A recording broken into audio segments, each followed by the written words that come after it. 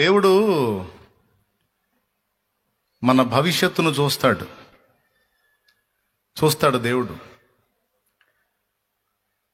మనుషులేమో ప్రస్తుతాన్ని చూస్తారు. కొంతమందిని మనం చూసినప్పుడు వాళ్ళు పూర్తి లోకానుసారులుగా, పనికి మాలిన వారుగా, పనికి రాని వారుగా మనం అనుకుంటాం కొంతమందిని మనం చూసి. కానీ దేవుడు భూమి మీద సృష్టించిన ప్రతి మనిషిని తన ఉద్దేశం చొప్పునే చేశాడు. కోట్ల మంది మనుషుల్ని సృష్టించి నిన్ను కూడా సృష్టించాడంటే నీ అవసరత కూడా ఈ భూగోళానికి ఎంతో కొంత ఉంది కాబట్టే నిన్ను సృష్టించాడు దేవుడు, నన్ను సృష్టించాడు. ఈ భూమి మీద ఉన్న మనం ఎవరం కూడా అనవసరంగా దేవుడి చేత సృష్టించబడలేదు. మనందరి జీవితాలకు ఒక అర్థం, పరమార్థం, ప్రయోజనం ఉంది. ఇది వాస్తవం. కానీ కొంతమంది జీవితాలను మనం చూసినప్పుడు వాళ్ళు కొరగాని వారులాగా, వ్యర్థులుగా, పనికి మాలిన వారుగా మనకు కనబడతారు. అలా కనబడ్డ వాళ్ళని మనం నిందిస్తాం, దూషిస్తాం, తృణీకరిస్తాం, వాళ్ళని అసలు లెక్కలో పెట్టుకోం. కానీ దేవుడు తొందరపడి ఏ మనుషుని కూడా తోలనాడడు, తృణీకరించాడు. ఎందుకంటే ఆయనకి తెలుసు ఎవరు ఎందుకు చేయబడ్డారో, ఎవరి క్లైమాక్స్ ఏంటనేది. గనుక ఆయన భవిష్యత్తును కూడా దృష్టిలో పెట్టుకొని మనుషులతో వ్యవహరిస్తాడు. సౌలు పరమ దుర్మార్గం చేస్తూ, సంఘాన్ని హింసిస్తూ, చాలా ఇబ్బందికరమైన రీతిలో ప్రవర్తించాడు. కొంతమంది చెప్పింది ఏంటంటే గర్భవతులైనటువంటి క్రైస్తవ స్త్రీలని ఒంటెల చేత తొక్కించాడని కూడా చరిత్రకారులు కొంతమంది చెప్పారు. సౌలు హత్య చేశాడట చాలా మంది క్రైస్తవుల్ని, జైల పాలు చేశాడట చాలా మంది క్రైస్తవుల్ని యేసు ప్రభుని నమ్ముకున్నందుకు. ఎందుకు అలా చేశాడంటే అతడు మోషే ధర్మశాస్త్రమందు ఆసక్తి గలవాడు, పరిసయ్య సంతతికి చెందినవాడు. ఈ పరిసయ్యులు అనేవాళ్ళు ఎలాంటి వాళ్ళంటే, యూదులలో ఎవరైనా వేరే మతం వైపు తిరిగి, వేరే విశ్వాసాలను అవలంబించి దైవోగ్రతకు అందరినీ పాత్రుల్ని చేస్తారేమో అని తమ సంబంధులందరినీ కూడా దేవుని అందరి భయభక్తుల్లో, విశ్వాసంలో స్థిరపరచడానికి లేచిన ఒక తెగ ఈ పరిసయ్య తెగ. వీళ్ళు ఎలా ఉంటారంటే భక్తికి భక్తిగా ఉంటారు, దేవుని కొరకు ఆసక్తిగా ఉంటారు. యూదులలో ఎవరు కూడా వేరే మతాల వైపుకు వెళ్లకుండా, వేరే విశ్వాసాల వైపుకు వెళ్లకుండా, వేరే ఆరాధనల వైపు వెళ్లకుండా జీవము గల దేవుడైన యెహోవాను మాత్రమే సేవించేటట్టు వీళ్ళు జాగ్రత్త పడతా ఉంటారు. అవసరమైతే వాళ్ళ మత విశ్వాసానికి ఏదన్నా ఎవడైనా అడ్డుబండగా తయారైతే వాని మీద దాడి చేసి వాడిని చంపడానికి కూడా వెనకాడినటువంటి తెగ ఈ పరిసయ్య తెగ. వీళ్ళు ఎందుకు పుట్టారు, ఈ పరిసయ్య తెగ ఎందుకు పుట్టింది అంటే, యూద మతాన్ని, మోషే ధర్మశాస్త్ర సంబంధమైన భక్తి క్రమాన్ని, ఆరాధనని సేవ్ చేయడానికి పుట్టిన తెగలాగా ఉంది ఈ తెగ. అందులో ఒకడు సౌలు కాబట్టి మరి యేసుక్రీస్తు బోధలన్నీ మోషే ధర్మశాస్త్రానికి విరుద్ధంగా ఉన్నాయని వారు అనుకున్నారు. కాబట్టి యేసు విశ్రాంతి దిన ఆచారాన్ని మీరిపించటం, నా శరీరము నిజమైన ఆహారము, నా రక్తము నిజమైన పానము, నేను ఇది క్రొత్త నిబంధన స్టార్ట్ చేస్తున్నాను, ఇది క్రొత్త నిబంధన అంటే పాత నిబంధనని రద్దు చేస్తున్నట్టు కనపడేసరికి వీళ్ళకి భయం వేసి ప్రభువు మీద తిరుగుబాటు చేయటం జరిగింది. అపార్థానికి గురై యేసు ప్రభుని సిలువ వేసి చంపించారు. 3వ నాడు తిరిగి లేచాడు. 40 దినములు ప్రజలకు కనపడ్డాడు. తర్వాత ఒలీవల కొండ మీద నుండి ఆకాశానికి ఆరోహణమయ్యాడు.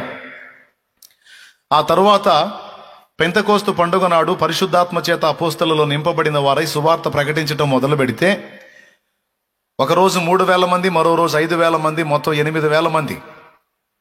ఒక్కసారిగా యెరూషలేము గుప్పుమనేంత ఉజ్జీవం వచ్చింది. చాలా మంది క్రైస్తవులుగా మారిపోయారు. దాదాపు వేలలోకే ఆ సంఖ్య చేరింది. ఇలా అనేక మంది యేసు ప్రభు బోధలను నమ్మి, ఆయన అపోస్తలులైనటువంటి పరిశుద్ధులు చెప్పిన మాటలను నమ్మి అటువైపు టర్న్ అవటం సౌలుకు నచ్చలా. అరే, మన మతానికి ఏదో దుర్మార్గం జరుగుతుంది, మన మతాన్ని నాశనం చేయడానికి కొత్త మతం స్టార్ట్ చేశారు, అర్జెంటుగా దీన్ని రూపు మాపాలని నడుం కట్టి, అందుకే చాలా మంది క్రైస్తవుల్ని చంపటం, జైళ్ళ పాళ్ళు చేయటం, గర్భవతుల్ని హింసించటం, రకరకాలుగా యాతనలో పెట్టడం అనేది సౌలు చేశాడు. సౌలు ఇలాంటి దుర్మార్గాలు చేస్తున్నప్పుడు బహుశా సంఘం అనుకొని ఉండొచ్చు, ఈ సౌలును దేవుడు చంపితే బాగుండు అని, ఈ సౌలుని తీసేస్తే బాగుండు, ఏరేస్తే బాగుండు, ఈ సౌలు నాశనం అయిపోతే బాగుండు, హఠాత్తుగా పడి చస్తే బాగుండని సంఘం అనుకొని ఉండొచ్చు. ఎందుకంటే ఇంత చిత్రవద చేస్తున్నాడు గనక సంఘాన్ని. అతని ప్రస్తుతాన్ని సంఘం చూస్తుంది, కానీ అతడు ఏమవుతాడో, అతడి భవిష్యత్ ఏంటో దేవుడు చూశాడు. ఒకానొక ఘట్టంలో యెరూషలేములో ఉన్న క్రైస్తవుల్ని మాత్రమే గాక ఈ క్రైస్తవ నాయకులు దమస్కులో ఉన్నారని తెలుసుకొని దమస్కు పట్టణానికి కూడా ప్రయాణమై వెళుతున్న మార్గ మధ్యలో యేసు ప్రభువే డైరెక్ట్గా ఈ సౌలును దర్శించి మధ్యాహ్నం ఇంచుమించు 3 గంటల ప్రాంతంలో ఆయనను దర్శించి ఇతన్ని మారుస్తాడు. ఆ తరువాత ఇతను దమస్కులోనికి వెళ్ళి తిన్ననిదనబడిన వీధిలో యోదా అనేవాని ఇంట ఈయన బస చేస్తాడు. తర్వాత దేవుడు అననీయాకు ప్రత్యక్షం అవుతాడు. అననీయ దమస్కులోనే ఉంటాడు. భక్తిపరుడు శిష్యుడు అననీయాకు ప్రత్యక్షమై దర్శనమందు అననీయ అని పిలుస్తాడు. చిత్తము ప్రభువా నేనున్నాను అంటాడు అననీయ. నీవు లేచి తిన్నని దనబడిన వీధికి వెళ్ళి యూదాను వాని ఇంట తారుసువాడైన సౌలును గూర్చి విచారించు. నువ్వు వెళ్ళి అతని మీద చేతులుంచుట అతడు దర్శనంలో చూశాడు, నేను అతనికి చూపించాను, పో అంటాడు. ఇదిగో అతడు ప్రార్థన చేయుచున్నాడు, వెళ్ళు అంటాడు. అప్పుడు అననీయ అంటాడు, ప్రభువా ఈ మనుషుని గురించి నీవెరుగవా? నీ బిడ్డల్ని చాలా మందిని హింసించి కష్టాలు పెట్టి చంపి జైళ్ల పాలు చేసి చాలా దుర్మార్గాలు చేసిన దుర్మార్గుడు, అతని కోసం ప్రార్థన చేయమని వెళ్ళమంటున్నావా ప్రభు అని అడుగుతాడు. అడిగినప్పుడు ప్రభు అతనితో చెప్పిన మాట ఏమిటంటే, నీకు తెలిసింది అంతవరకే అననీయ, అయితే అతడు నిజంగా అట్టివాడే గాని అతన్ని నేను నా పరిచర్య కొరకు ఏర్పరచుకున్నాను. రాజుల ఎదుటను, అధికారుల ఎదుటను, చక్రవర్తుల ఎదుటను, ఇశ్రాయేలు ఎదుటను, మనుషులందరి ఎదుటను నా నామమును ఒప్పుకొనుటకు అతడు ఎన్ని బాధలు ఎన్ని శ్రమలు అనుభవించాలో నేను అతనికి చూపిస్తాను. అతన్ని నేను ఏర్పరచుకున్న అతడు నాకు సాధనమై ఉన్నాడు అనే మాట అననీయ పౌలు గురించి దేవుని ద్వారా బోధించబడతాడు. అననీయ అప్పుడు వెళ్ళి సౌలు దగ్గరికి వెళ్ళినప్పుడు సౌలుని చూసినప్పుడు కళ్ళు పొరలు గమ్మి ఉంటాయి. ఈయన వెళ్ళి ప్రార్థన చేసి చేతులుంచి ప్రార్థన చేసినప్పుడు ఆ పొరల వంటివి రాలి కళ్ళు తేటగా కనపడి బాగుపడతాడు. ఆ తర్వాత అననీయ చెప్తాడు, సౌలా సహోదరా, ఇక తడవు చేయట ఎందుకు? లేచి ప్రభునామమున ప్రార్థన చేసి బాప్తిస్మం పొంది నీ పాపాలను కడిగేసుకోయా అంటాడు. తర్వాత సౌలు ఆ పని చేస్తాడు. తర్వాత ఆ సౌలే పౌలుగా మారుతాడు. ఆ పౌలు ఎంతటి కార్యాలు చేశాడంటే దేవుని కొరకు హతసాక్షిగా మార్చబడతాడు, సంఘాలు స్థాపిస్తాడు, సంఘాలకు పునాది సత్యాలను బోధిస్తాడు. అంతేకాదు దేవుని ద్వారా విశేషమైన సూచక్రియల మహత్కార్యాలు చేసిన వ్యక్తిగా, పరిశుద్ధ పౌలుగా క్రైస్తవ సంఘ చరిత్రలో సాక్ష్యం పొందాడు.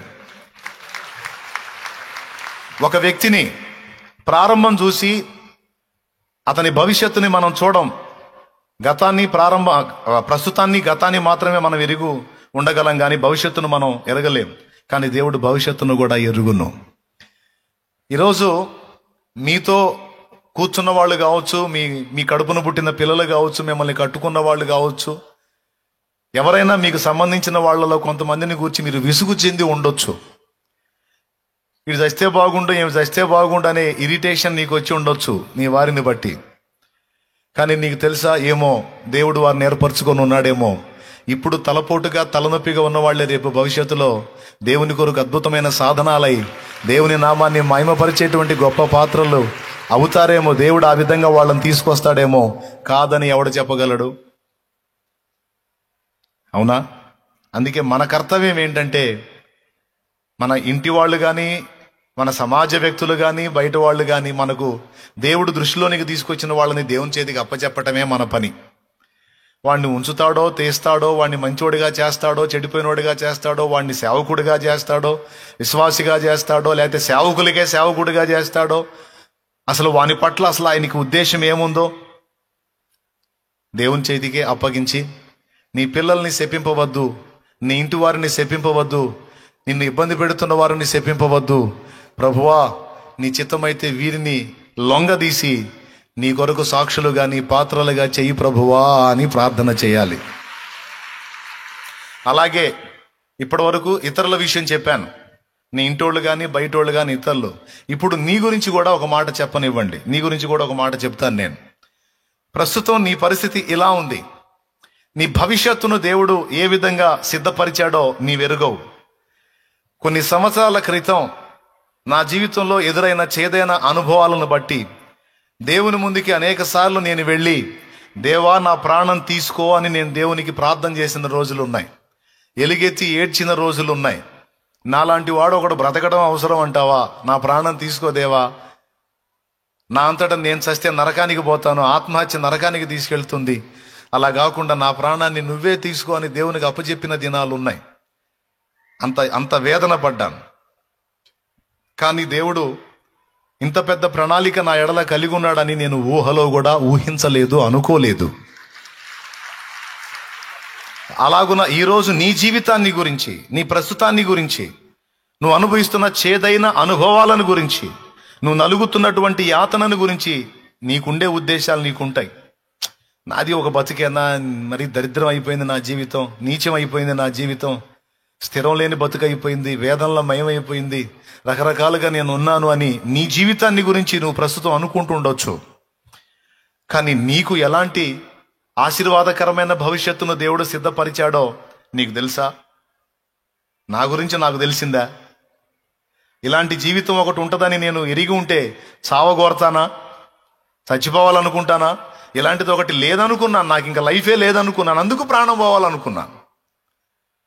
కానీ ఇలాంటి జీవితాన్ని నా దేవుడు సిద్ధపరిచి, నేను చావును కోరితే ఆయన నాకు జీవాన్ని ఇచ్చి, జీవితాన్ని ఇచ్చి, అనేక జీవితాలు నిలబెట్టడానికి కృపనిచ్చాడు ఆయన. రేపు నా దేవుడు నిన్ను కూడా అలా చెయ్యడని ఎవడు చెప్పగలడు? ఈరోజు శ్రమల కొలిమిలో నువ్వు కాలుతుండొచ్చు నాయనా, ఈరోజు శ్రమల కొలిమిలో కాలుతుండొచ్చమ్మా, ఈరోజు ఇబ్బంది కొలిమిలో నువ్వు పరీక్షించబడుతుండొచ్చు నాయనా. రేపు ఫ్యూచర్ ఒక ఆశీర్వాదకరమైనటువంటి రీతిలో అనేకులకు దీవెనకరమైన పాత్రగా ఆయన నిన్ను చేయబోతుండొచ్చు, చేస్తుండొచ్చు, చేసి ఉండొచ్చు. ఎంతమంది నమ్ముతారో వారందరూ గట్టిగా స్తోత్రాలు చెప్పండి.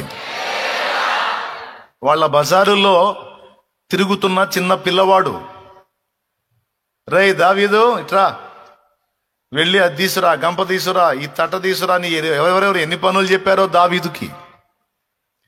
దావీదుని ఎవరెవరు ఎన్ని రకాలుగా తృణీకరించారో, తోలనాడారో, ఎగతాళి చేశారో, ఆట పట్టించారో, ఇంటోళ్ళు కానీ బయటోళ్ళు కానీ ఎన్ననుకున్నారో దావీదుని. కానీ దావీదు, వాళ్ళ వీధుల్లో తిరిగే దావీదు, వాళ్ళు చెప్పిన చిన్న పని పెద్ద పని చేసే దావీదు,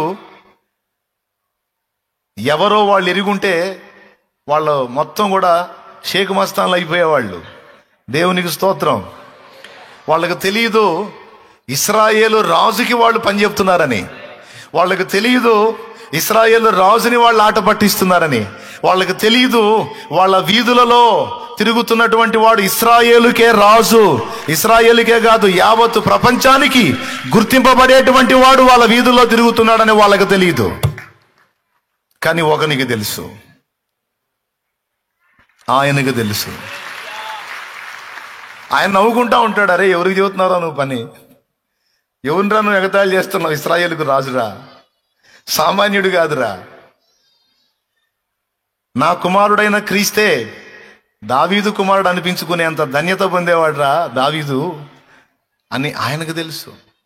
బహుశా దేవుడు ఆ మాట అంటున్నప్పుడు దూతలు అడుగుతుండొచ్చు, ఈ వీధుల్లో తిరిగే ఈ జిలాగు పిల్లోడు, ఈ చిన్నవాడు, ఈ ఈ వెర్రివాడు, వీడు అలా అవుతాడా దేవా?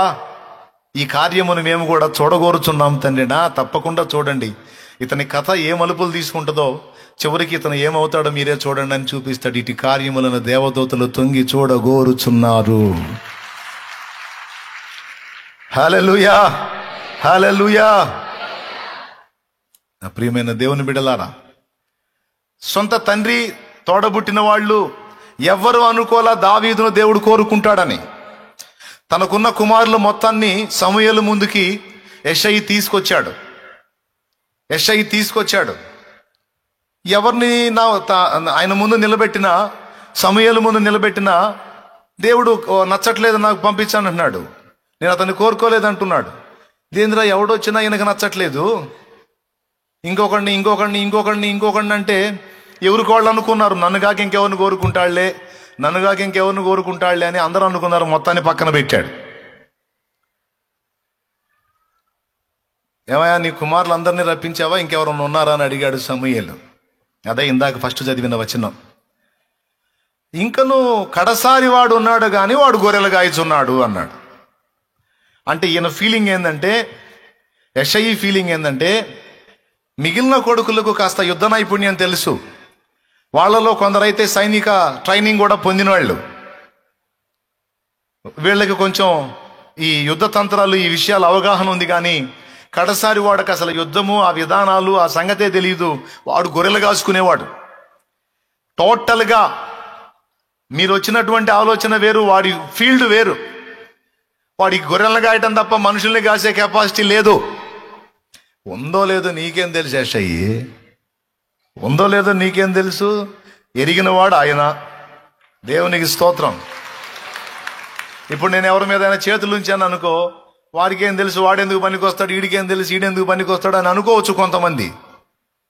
వాడెందుకు పనికొస్తాడు, ఈడెందుకు పనికొస్తాడు, ఎవడెందుకు పనికొస్తాడో ఆయనకు తెలుసు. ఇంకా ఎవడికి తెలుసు? ఆయనకు కాక నీకు తెలుసా, నాకు తెలుసా? కథ జరిగినాక కానీ తెలియదు ఎవరి సంగతి ఏందనేది. కానీ ఆయనకి అన్నీ ముందే తెలుసు. అందుకే సమూయేలు పని ఏంటంటే, దేవుడు కోరుకున్న వాని మీద తైలం పోసి దేవునికి అప్పచెప్పటమే సమూయేలు పని. రాజు అవుతాడా రంగప్ప అవుతాడా తర్వాత సంగతి. మొత్తానికి దావీదుని ఏం చేశాడో మీకు తెలుసు. గొర్రెలు గాయచున్నాడు అంటే అర్థం ఏంటంటే, వాడు నువ్వు అనుకుంటున్న దానికి పనికిరాడు సమూయేలు గారు అని యెషయి ఫీలింగ్. అప్పుడు సమూయేలు ఏమన్నాడంటే, భలే వాడివయ్యా, నువ్వు పిలిపించవయ్యా అన్నాడు. అప్పుడు ఆ గొర్రెలను కాస్తున్నటువంటి స్థితిలో ఉన్న దావీదుని ఎండకెండి వానగ తడిసి నెత్తి ఎర్రబారిపోయి, ఏమండి దుమ్ము ధూళి, గొర్రెలు మరి వెనక దుమ్ము, పెద్ద దుమ్ము, గొర్రెల చుట్టూ దుమ్మే. ఎప్పుడన్నా గమనించారా లేదు? మరి గొర్రెలు పోతా ఉంటే దుమ్ము అలా లెగుసుద్ది. ఆ దుమ్ము కొట్టుకొని పోయి ఎండకెండి వానగ తడిసి ఎట్టుంటాడు? ఎన్నిక చేయబడ్డవాడిలాగా ఉంటాడా? వస్తా ఉన్నాడు, మీ నాన్న రమ్మంటున్నాడు నిన్ను, నీ కోసం ప్రవక్త వచ్చాడంట రమ్మంటున్నాడు అంటే, నన్ను ఇప్పుడు రమ్మంటం ఏంది, మా నాన్న రమ్మంటం ఏంది? అసలు నేను కనపడితేనే పోరా గొర్రెలకు అయిపోరా అని పంపిస్తూ ఉంటాడు. దగ్గరికి పోతే వాళ్ళంత దూరంలో ఉండగానే దేవుడు సమూయేలుతో మాట్లాడుతున్నాడు. అదిగో నేను కోరుకున్నవాడు వస్తున్నాడు, నేను కోరుకున్నవాడు ఇతడే. దేవునికి స్తోత్రం కలుగును గాక. అది వచ్చాడు, దావీదు వస్తున్నాడు. ఊరీము తుమ్మీము ద్వారా విషయం తెలుసుకుంటున్నాడు అక్కడ సమూయేలు. అదిగో నేను కోరుకున్నవాడు ఇతడే అని దేవుడు మాట్లాడుతున్నాడు. ప్రవక్త ముందు మోకాళ్ళుని సాష్టాంగ పడ్డాడు. మోకరించు నాయనా, దేవుడు నిన్ను కోరుకున్నాడంట. ఆహా, ఇశ్రాయేలుకు రాజు ఈ బాలుడా, దేవా ఇతన్నా నువ్వు కోరుకున్నావు.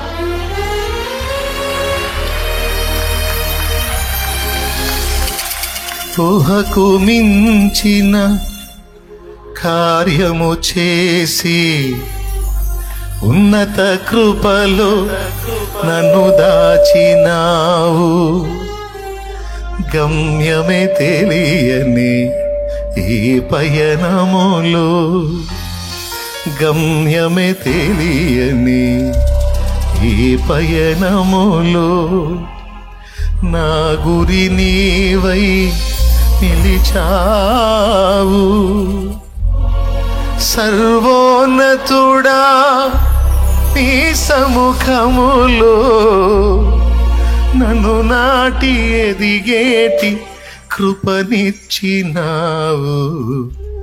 హల్లెలూయా యేసయ్యా. కురిపించావు నీ చూపులు వెన్నెల, పలికించావు నీ ప్రేమ రాగాలిలా.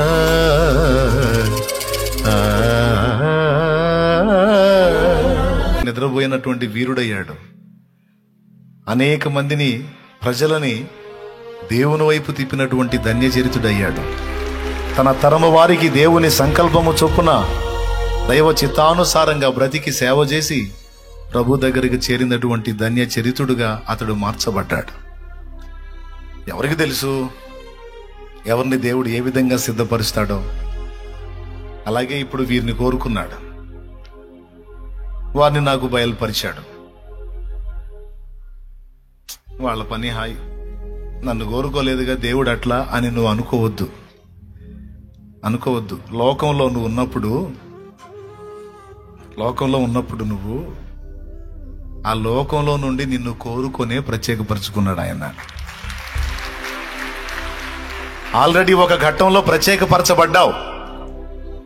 లోకంలో నుంచి ఆయన జనముగా ఉండుటకు ప్రత్యేకించుకున్నాడు నిన్ను. ఇకపోతే ఆయన సేవ చేయడానికి ప్రత్యేకించుకోవాలి. ఇది రెండవ ఘట్టం. అది కూడా జరగవచ్చు భవిష్యత్తులో. దేవుడు ఇంకా ఘనంగా నిన్ను ఆయన పని కొరకు వాడుకోవచ్చు, ఇంకా ఘనంగా ఆయన సిద్ధపరచవచ్చు, ఇంకా ఘనంగా అనేక ఆత్మల కొరకు నీ హృదయంలో భారాన్ని నింపి నిన్ను ఆయన పని కొరకు ప్రతిష్ఠ చేసి ఆయన తన పాత్రగా నిన్ను వాడుకోవచ్చు. సోదరుడా, సోదరి, నాకు ఈ సన్నివేశం తలుచుకున్నప్పుడల్లా కన్నీళ్ళు వస్తాయి. దావీదు సన్నివేశం తలుచుకున్న ప్రతిసారి ఆయన తన సహోదరులు ఎదుట వానికి అభిషేకము చేసెను అని. నిజంగా దేవుడు కోరుకున్న కోరికకు తగినట్టుగానే దావీదు మంచి ఫలం ఫలించి ప్రతిష్ఠించిన సమూయేలుకు మంచి పేరు తెచ్చాడు. ప్రతిష్ఠింపజేసిన ప్రభువుకి కూడా మహిమ తెచ్చాడు. ఈ రోజు కూడా ఎంత మహిమ తెచ్చాడంటే మనం ఆయన కీర్తనలు పాడుకునే దేవుని మహిమపరుచుకుంటున్నాం. దావీదు పాడినటువంటి కీర్తనలు, ఆయన మహిమపరిచిన కీర్తనలు ఎంత స్థిరమైపోయినాయి అంటే తరతరాలుగా, వేల సంవత్సరాలుగా ఆ కీర్తనలు దేవుణ్ణి మహిమపరుస్తానే ఉన్నాయి. పలికిన దావీదు వెళ్ళిపోయాడు, కానీ కీర్తనలు సజీవంగా ఉన్నాయి. ఎందుకంటే అవి దేవుని కీర్తనలు, వాటికి చావు లేదు. అవి సజీవంగా ఉన్నాయి, అవి దేవుని మహిమపరుస్తానే ఉన్నాయి. తన హృదయం అంతటితో దేవుని ప్రేమించిన అద్భుతమైన వ్యక్తి దావీదు. కాబట్టి మొట్టమొదట మీ అందరికీ నేను ప్రేమతో ఇస్తున్న హెచ్చరిక ఏమిటంటే, ప్రస్తుతం మీరున్న మీ పరిస్థితులను బట్టి అందరికీ చెప్తున్నా, ఇక్కడ ఉన్న వాళ్ళందరికీ, లైవ్ ద్వారా వచ్చినటువంటి అందరికీ చెప్తున్నా, ప్రస్తుతం నీవు ఉన్న పరిస్థితులను బట్టి నిన్ను నువ్వు నిర్ధారించుకోవద్దు. నీ ఫ్యూచర్ని దేవుడు ఎలా డిజైన్ చేశాడో నీకు తెలీదు. ఏ క్షణంలోనైనా నీ చరిత్ర ఒక అద్భుతమైన మలుపు తిరగొచ్చు. తిరగదని ఎవ్వడు చెప్పలేడు, దేవుడు తిప్పొచ్చు. నేనేదో గాల్లో మేడలు కట్టమని చెప్పట్లా. ఎందుకంటే ఏ క్షణానైనా మలుపు తిప్పే దేవుడు మనకు తోడై ఉన్నాడు. ఆయనను బట్టి ఆయన యందలి విశ్వాసాన్ని బట్టి ఈ మాట చెప్తున్నా. ఏ ఘడియలోనైనా, ఏ క్షణంలోనైనా నీ చరిత్రను ఒక మలుపు తిప్పొచ్చు. ఆ నిరీక్షణతో బతుకు నువ్వు దేవుని కోసం, ఆ విశ్వాసంతో బతుకు నువ్వు దేవుని కోసం, ఆ సంకల్పంతో బతుకు నువ్వు దేవుని కోసం. నీ విశ్వాసం నిన్ను సిగ్గుపరచదు. ఆమేన్.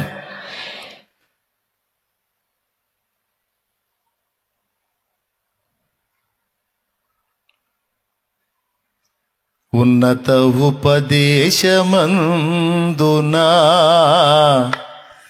సత్తువగల సంఘమందునా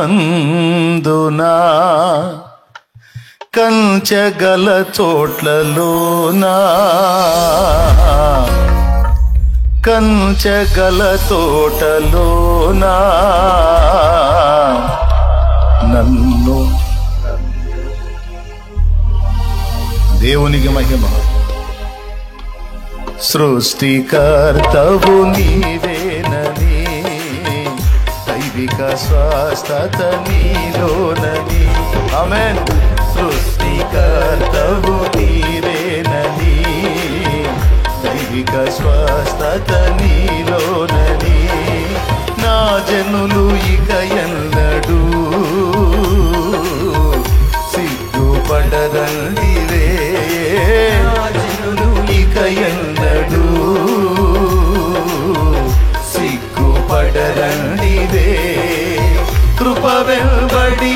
కృపను పొందుతూ కృపలో జయ గీతమే పాడుతూ కృప వెంబడి కృపను పొందుతూ కృపలో జయ గీతమే పాడుతూ కృపలో జయ గీతమే పాడుతూ యేసయ్యా నీవే నాకని వేరెవ్వరు నాకు లేరని యేసయ్యా నీవే నాకని వేరెవ్వరు నాకు లేరని నీ జీవితాన్ని అలా మలుపు తిప్పడానికి దేవునికి అవకాశం ఉంది. అలాగే నీ పిల్లల జీవితాన్ని కూడా అలా మలుపు తిప్పడానికి నా తండ్రికి అవకాశం ఉంది. ఈరోజు గాలోడు, తిరుగుబోతోడు, పనికిరానోడు, అట్లాంటోడు, ఇట్లాంటోడు, తాగుబోతోడు, వ్యభిచారపోడని మరి ఎన్ని రకాలుగా నీ వాళ్ళని నువ్వు చూసి బాధపడుతున్నావో ఆ పరిస్థితుల్లో ఉన్నోళ్ళు రాబోయేటువంటి భవిష్యత్తులో ఆశ్చర్య రీతిలో మారిపోయి నీకంటే ఎక్కువ భక్తిపరులు కావచ్చు, నీకంటే ఎక్కువ దేవుని మహిమపరచవచ్చు. నా కళ్ళతో చూసా చాలా మందిని, అందుకని చెప్తున్నాను. నేను నా కళ్ళతో చూశాను చాలా మందిని భయంకరమైన త్రాగుబోతు జీవితాల్లోంచి విడిపించబడి ఈరోజు దేవుని మహిమ కొరకు సాక్షులై అనేక మంది ఆత్మలను రక్షణలో నడిపించే యోధులుగా లేచారు. నాకు తెలిసిన ఒక చెల్లుంది, తన భర్తను గురించి ఎప్పుడు నా దగ్గరకు వచ్చి ఏడుస్తూ ఉండేది. చాలా భక్తి కలిగిన చెల్లి, మంచి ఆత్మీయురాలు. తను ఎంతో మందిని రక్షణలోకి నడిపించినటువంటి చెల్లి. చాలాసార్లు నాకు కలిసిన ప్రతిసారి తన భర్తను గురించి చెప్పి ఏడ్చేది. ఎందుకంటే అంత లోకానుసారిగా ఆయన ఉన్నాడు. ఒక మనుషుడు చేసే పాపాలన్నిట్లోనూ ఆయన కొనసాగుతూ ఉన్నాడు. అతని మనస్తత్వం, అతని జీవిత విధానం చూస్తే ఈ అమ్మాయికి గట్టి నమ్మకం ఏంటంటే ఎట్టి పరిస్థితుల్లో మారడని. కానీ నా దగ్గరకు వచ్చిన ప్రతిసారి నేను ప్రార్థన చేసినప్పుడు అతని కోసం ప్రార్థన చేసి, విశ్వాసం ఉంచు తల్లి, తప్పకుండా దేవుడు అతన్ని కదిలిస్తాడు, దర్శిస్తాడు. దేవుడు దర్శించినప్పుడు నీకంటే ఎక్కువ భక్తిపరుడుగా మారిపోతాడు రా తల్లి, నమ్ము అనేవాడిని. నిజంగా ఆశ్చర్య రీతిలో ఒకరోజు సడన్గా భార్యాభర్త ఇద్దరూ కలిసి నా దగ్గరకు వచ్చారు. వచ్చినప్పుడు అతడు తన పశ్చాత్తాపాన్ని ప్రకటించాడు, తన మారు మనసుని ప్రకటించాడు. అతడు అంత అద్భుతంగా మార్పు చెందుతాడని నేను ఊహలో కూడా అనుకోలా. ఆశ్చర్యంగా వచ్చేసి కన్నీళ్లు పెట్టుకొని ఎంతో పశ్చాత్తాపడి విలపిస్తా ఉన్నాడు. ఏం జరిగిందో నాకు తెలుసు, పరిశుద్ధాత్మ అతన్ని దర్శించాడు. దేవునికి మహిమ కలుగును గాక, దేవునికి మహిమ కలుగును గాక. పరిశుద్ధాత్ముడు అతన్ని దర్శించాడు. అతను కన్నీళ్లతో నా దగ్గరకు వచ్చాడు. ఆ బిడ్డ నేను చెప్పిన మాటలందు ఉంచిన విశ్వాసాన్ని నా దేవుడు సిగ్గుపరచలా. ఈరోజు అతడు ఎంత అద్భుతంగా మారిపోయాడంటే, నాకు తెలిసి నా అంచనాలు ఇప్పటికే 15-20 మందిని, ఇంకా పైనే 20 మందికి పైనే రక్షణలో నడిపించాడు. ఇప్పుడు అదే పనిలో ఉన్నాడు దేవుని పరిచర్యలో. తన జాబ్ చూసుకోవటం, ఆత్మల్ని రక్షించటం. ఎట్టి పరిస్థితుల్లో కనీసం నెలకి 2 నెలలకు ఒక ఆత్మనైనా ప్రభావితం చేయడానికి ఆరాటపడతా ఉన్నాడు. ఊహించాను. నేను అన్నాను, అమ్మా నువ్వు అన్నావు కదరా అతడు మారేటట్లు లేడన్నా అని. మరి నీ వల్ల అయింది ఆత్మల్ని సంపాదించడం, అది అతను మారటం అయింది, ఆత్మల్ని రక్షించడం కూడా అయింది రా పిచ్చి తల్లి అని నేను చెప్పాను. దేవునికి స్తోత్రం కలుగును గాక. దేవుడు దర్శిస్తే ఎంతసేపు అండి? నీ కొడుకు గాని, కూతురు గాని, భర్త గాని, భార్య గాని, తల్లి గాని, తండ్రి గాని, అన్న గాని, తమ్ముడు గాని, నా తండ్రి దర్శిస్తే ఎంతసేపు? ఎలాంటి కఠిన హృదయాలు కూడా అలాగ మారిపోతాయి యేసు నామములో. హల్లెలూయా. అందుకే తొందరపడి ఎవరిని తృణీకరించకండి, ఎవరిని నిందించకండి. నీ ఫ్యామిలీలో అలాంటి సరుకుంటే తరచూ ఈ మాటని వాడండి. నువ్వు మారుతావు, నా తండ్రి నిన్ను మారుస్తాడు. నువ్వు మారుతావు, నా తండ్రి నిన్ను మారుస్తాడు. నువ్వు నాకంటే ఎక్కువ భక్తి చేస్తావు, నువ్వు నాకంటే ఎక్కువ భక్తి చేస్తావు, నువ్వు మారుతావు, నా తండ్రి నిన్ను తప్పనిసరిగా మారుస్తాడు, నా తండ్రి నిన్ను దర్శిస్తాడు అని నీకు అతడు బాధ కలిగించిన ప్రతిసారి ఈ మాటనే ఒక తిట్టనుకో. మనకు తిట్టాలనిపించింది కదా, తిట్టాలనుకున్నప్పుడు శాపాలు పెట్టడం కాదు, ఈ మాటనే ఒక తిట్టనుకొని ప్రయోగించు. నువ్వు మారుతావు, నిన్ను నా దేవుడు దర్శిస్తాడు, నువ్వు నాకంటే ఎక్కువగా సిలువను మోస్తావు, నువ్వు నాకంటే ఎక్కువగా సిలువను మోస్తావు, గుర్తుపెట్టుకో అని వదిలేయ్. నా దేవుడు కార్యం జరగకపోతే అప్పుడు అడుగు. కానీ ఆవేశం వచ్చినప్పుడు మనకి ఈ మాటలు రావు. నాశనం అయిపోకపోతే అప్పుడు అడుగు నువ్వు ఎస్కేఎన్పి అయిపోకపోతే అప్పుడు అడుగు నువ్వు అని. ఈ శాపాలు తప్ప మనకి ఆశీర్వచనాలు రావు. ఎందుకంటే విశ్వాసం ఉండదు కదా. కానీ విశ్వసించిన వాళ్ళు, నీ బిడ్డ నిన్ను క్షోభ పెడితే నువ్వు పలకాల్సిన మాట అదే, నా కుమారుడా ఈరోజు నువ్వు ఇలా ఉన్నావు, ఒక రోజు వచ్చింది నా తండ్రి నిన్ను దర్శిస్తాడు, నువ్వు మారుతావు, నాకంటే భక్తుడు అవుతావురా, నువ్వు నాకంటే భక్తుడు అవుతావు, అమ్మా నాకంటే భక్తురాలి అవుతావు, నాకంటే శ్రేష్ఠుడు అవుతావు, శ్రేష్ఠురాలి అవుతావు. ఈ వచనమే పలుకు, ఇదే పలుకు, ఇది ఎంత విసిగించినా అదే పలుకు. నా దేవుడు తన బిడ్డల విశ్వాసపు వాక్కులను ఆమెన్ అంటాడు, ఆయన స్థిరపరుస్తాడు. నువ్వు మోకాళ్ళు ఉన్నప్పుడు కూడా నువ్వు అదే పలుకు, నువ్వు అదే నమ్ము, అదే జరిగిద్ది. కాబట్టి ఈరోజు ఇక్కడ 14 మంది అభిషిక్తులు ప్రతిష్ఠింపబడ్డారు. వాళ్ళ గతాన్ని మనం గమనించినట్లయితే ఏమో ఎవరెవరికి ఏమేమి చరిత్రలు ఉన్నాయో, వాళ్ళ కుటుంబం వాళ్ళని ఏమందో. నన్నైతే మా అమ్మ అయితే నేను ఇసిగించిన దెబ్బకే ఎప్పుడు చస్తావరా అని ఎదురు చూసింది. అంటే ఏంది? కోపతాపంలో, నిజంగా సావాలని కాదు. ఇన్ని లారీలు అవుతున్నాయి, ఒకటన్నా తగలలేదు నీకని తిట్టాను.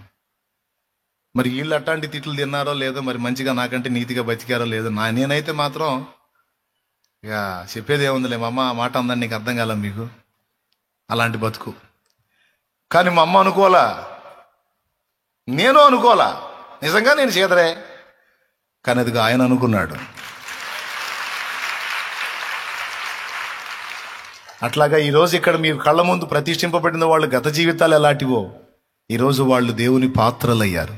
ఇలాగే రేపు నీ వారు కూడా అవుతారు, నువ్వు కూడా అవుతావు, నువ్వు అవుతావు, నీ వారు కూడా అవుతారు, నా దేవుడు చేస్తాడు. ఆమెన్. ఎంతమంది సంతోషంగా సమ్మతిస్తారు దీనికి? ఇంతేలే, చాలా మంది ఇంతే చెబుతుంటాడు, మన కన్నీళ్ళు తొడటానికి చెబుతుంటాడు అనుకుంటారా?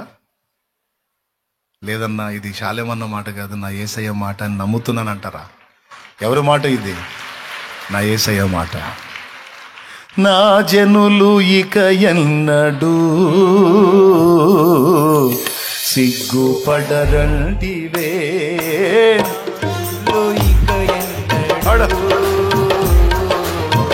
సిగ్గుపడరంటివే, కృప వెంబడి కృపను పొందుచు, కృపలో జయ గీతమే పాడుచు. కృప వెంబడి కృపను పొందుచు, కృపలో జయ గీతమే పాడుచు, కృపలో జయ గీతమే పాడుచు. యేసయ్యా నీవే నాకని, వేరెవ్వరు నాకు లేరని. యేసయ్యా నీవే నాకని, వేరెవ్వరు నాకు లేరని. హల్లెలూయా. ఇక వినండి జాగ్రత్తగా, ఈ విషయాలను బట్టి ధైర్యం తెచ్చుకోండి. దేవుడు అలాంటి కృప మనందరికీ దయచేస్తాడు. ఆమేన్. కొంతమందిని చూసినప్పుడు నిజంగా నా దేవుడు నాకు ఎన్ని ఆశ్చర్యకరమైన సాక్ష్యాలు చూపించాడంటే అవి వర్ణించలేను నేను. అసలు ఈ మనిషి మారటం అసాధ్యం రా బాబు అనుకున్న ఈ మనిషి చీదరలు అనేవాళ్ళు ఎవరైనా ఉంటే, పాపుల్లో ప్రధాన పాపిని అన్నాడే పౌలు, అట్లా చీదర్లు అనేవాళ్ళు ఎవరైనా ఉంటే వాళ్ళందరిలో అరే చీదర్లందరూ ముందుకు రంటే ఈ మనిషి నెంబర్ 1లోకి వస్తాడు అన్న అంత చీదర మనిషిని కూడా దేవుడు మార్చాడు. నేను అనుకున్నా ఈ మనిషి ఇంత చీదరా అని, అలాంటి వాడిని కూడా మార్చి నా ముందు ఉంచాడు దేవుడు. అలాంటి వాళ్ళు ఒకళ్ళు కాదు, అనేక మందిని మార్చాడు. అందుకే ఇంత ధైర్యంగా ఇంత నిశ్చయంగా చెప్తున్నాను నేను. కాబట్టి ఇదేదో మిమ్మల్ని ఓదార్చడానికి ఆదరించడానికి అనుకోవద్దు. ఇప్పుడు ఇక ప్రతిష్ఠింపబడ్డారు, ఇంకా సేవకులు ఉన్నారు. అందరికీ కొన్ని విషయాలు మీకు ఉపయోగపడే సంగతులు అందించి ముగిస్తాను. నేను పెందలకడ ముగించాలి అనుకున్నాను. ఈరోజు స్టార్టింగే లేట్ అయింది. అయినప్పటికీ సాధ్యమైనంత వరకు సింపుల్గా మీకు ముగింపులోకి తీసుకెళ్ళడానికి ట్రై చేస్తాను. ఇప్పుడు 4 రోజుల నుంచి పాపం కష్టపడతా ఉన్నారు. దేవుడు మనల్ని పిలిచినప్పుడు విశ్వాసులైనా, సేవకులైనా, పరిచారకులైనా దేవుడు ఎంపిక చేసుకునేటప్పుడు ఫస్ట్ వారికి ఒక నాయకుడిని ముందు నిర్ణయిస్తాడు. ఫస్ట్ వారి నాయకుడిని సిద్ధపరుస్తాడు. ఇశ్రాయేలు సర్వ సమాజం ఐగుప్తు బంధకాల్లోంచి బయటికి తీసుకుని రాబట్టానికి వాళ్ళ కోసం దేవుడు నియమించినటువంటి నాయకుడు మోషే. తర్వాత అహరోన్ ఉన్నాడు, మిరియాం ఉంది, యెహోషువ ఉన్నారు, వీళ్ళందరూ ఉన్నారు. కానీ వీళ్ళందరినీ సెకండ్లో ఉంచి నంబర్ 1లో మోషేను ఉంచాడు. వాస్తవానికి మోషే అన్న అయిన అహరోను, అక్క అయిన మిరియాము. అన్న అక్క ఇద్దరు పెద్దోళ్ళు, మోషే చిన్నోడు. ఎందుకన్నా పాపం దేవుడు చిన్నోళ్ళు అంటే చాలా ఇష్టం. ఎందుకంటే చిన్నోళ్ళు మంచోళ్ళు. దేవునికి స్తోత్రం, హల్లెలూయా. బాధపడవాకండి, మీలో పెద్దోళ్ళు ఉండుంటారు. మరి ఏమో నాకు తెలియదు, యాకోబు చిన్నోడే, దావీదు చిన్నోడే, నేను కూడా చిన్నోడే, మోషే కూడా చిన్నోడే. ఏందో మరి చిన్నోళ్ళు, ఎందుకంటే పెద్దోళ్ళు పెత్తనం చేసి చేసి అనపబడి ఉంటారు కదా, అందుకని దేవుడు వాళ్ళని కోరుకుంటాడు అనుకుంటా. మోషేను కోరుకున్నాడు నాయకుడిగా. మోషేని ముందు సిద్ధపరచుకొని ఆ తరువాత ఇశ్రాయేలు జనాంగాన్ని బంధ విముక్తులను చేయడానికి సిద్ధపరిచి మోషేని ఉపయోగించి వాళ్ళందరినీ బయటికి తీసుకొని వచ్చాడు. వీళ్ళందరినీ విమోచించడానికి దేవుడు ఒక మనిషిని ముందు నిర్ణయించుకుంటాడు. ఇది దేవుని పద్ధతి. మానవ జాతిని భూమి మీద ఉత్పత్తి చేయడానికి దేవుడు ఆదాము హవ్వల్ని ఎంచుకున్నాడు. వాళ్ళ నుంచి అనేక మంది జనములు భూమి మీదకి వచ్చేటట్టు చేశాడు. ఆ వచ్చిన జనానికి ఎగస్టాలు ఎక్కువైనాయి. ఎగస్టాలు ఎక్కువైనప్పుడు మొత్తాన్ని వైనం చేయాలనుకున్నాడు. అప్పుడు ఈ గుంపులో నుంచి నోవాహు అనే వాని ఒక్క ఫ్యామిలీని బయటికి తీసి మొత్తాన్ని నీళ్లలో ఖతం చేశాడు. ఓకేనా? ఇప్పుడు వరుస గమనించండి. అనేక మంది జనాలు రప్పించడానికి ఫస్ట్ ఒకడిని ఎంచుకున్నాడు, అతని పేరు ఆదాం. తర్వాత వాళ్ళనందరినీ కూడా వైనం చేసి మళ్ళీ కొత్త జనాన్ని లైన్లో తీసుకొని రావడానికి ఒకడిని ఎంచుకున్నాడు, అతని పేరు నోవాహు. తర్వాత వచ్చిన జనాంగం అంతా నోవాహు నుంచి వచ్చిన జనాంగం. ఆదాములో నుంచి వచ్చిన సరుకులో మిగిలినది ఒక్కడే నోవాహు, నోవా ఫ్యామిలీ. ఇక మిగిలిన సరుకు అంతా ఆదాం సరుకు మొత్తం పోయింది. అవునా కాదా? ఇక నోవాహులో నుంచి వచ్చిన జనాభా, మిగిలిన వాళ్ళందరూ కూడా మిగిలిన జనాభా మొత్తాన్ని ఉత్పత్తి చేయడానికి మళ్ళా ఒక నోవాహుని ఎంచుకున్నాడు.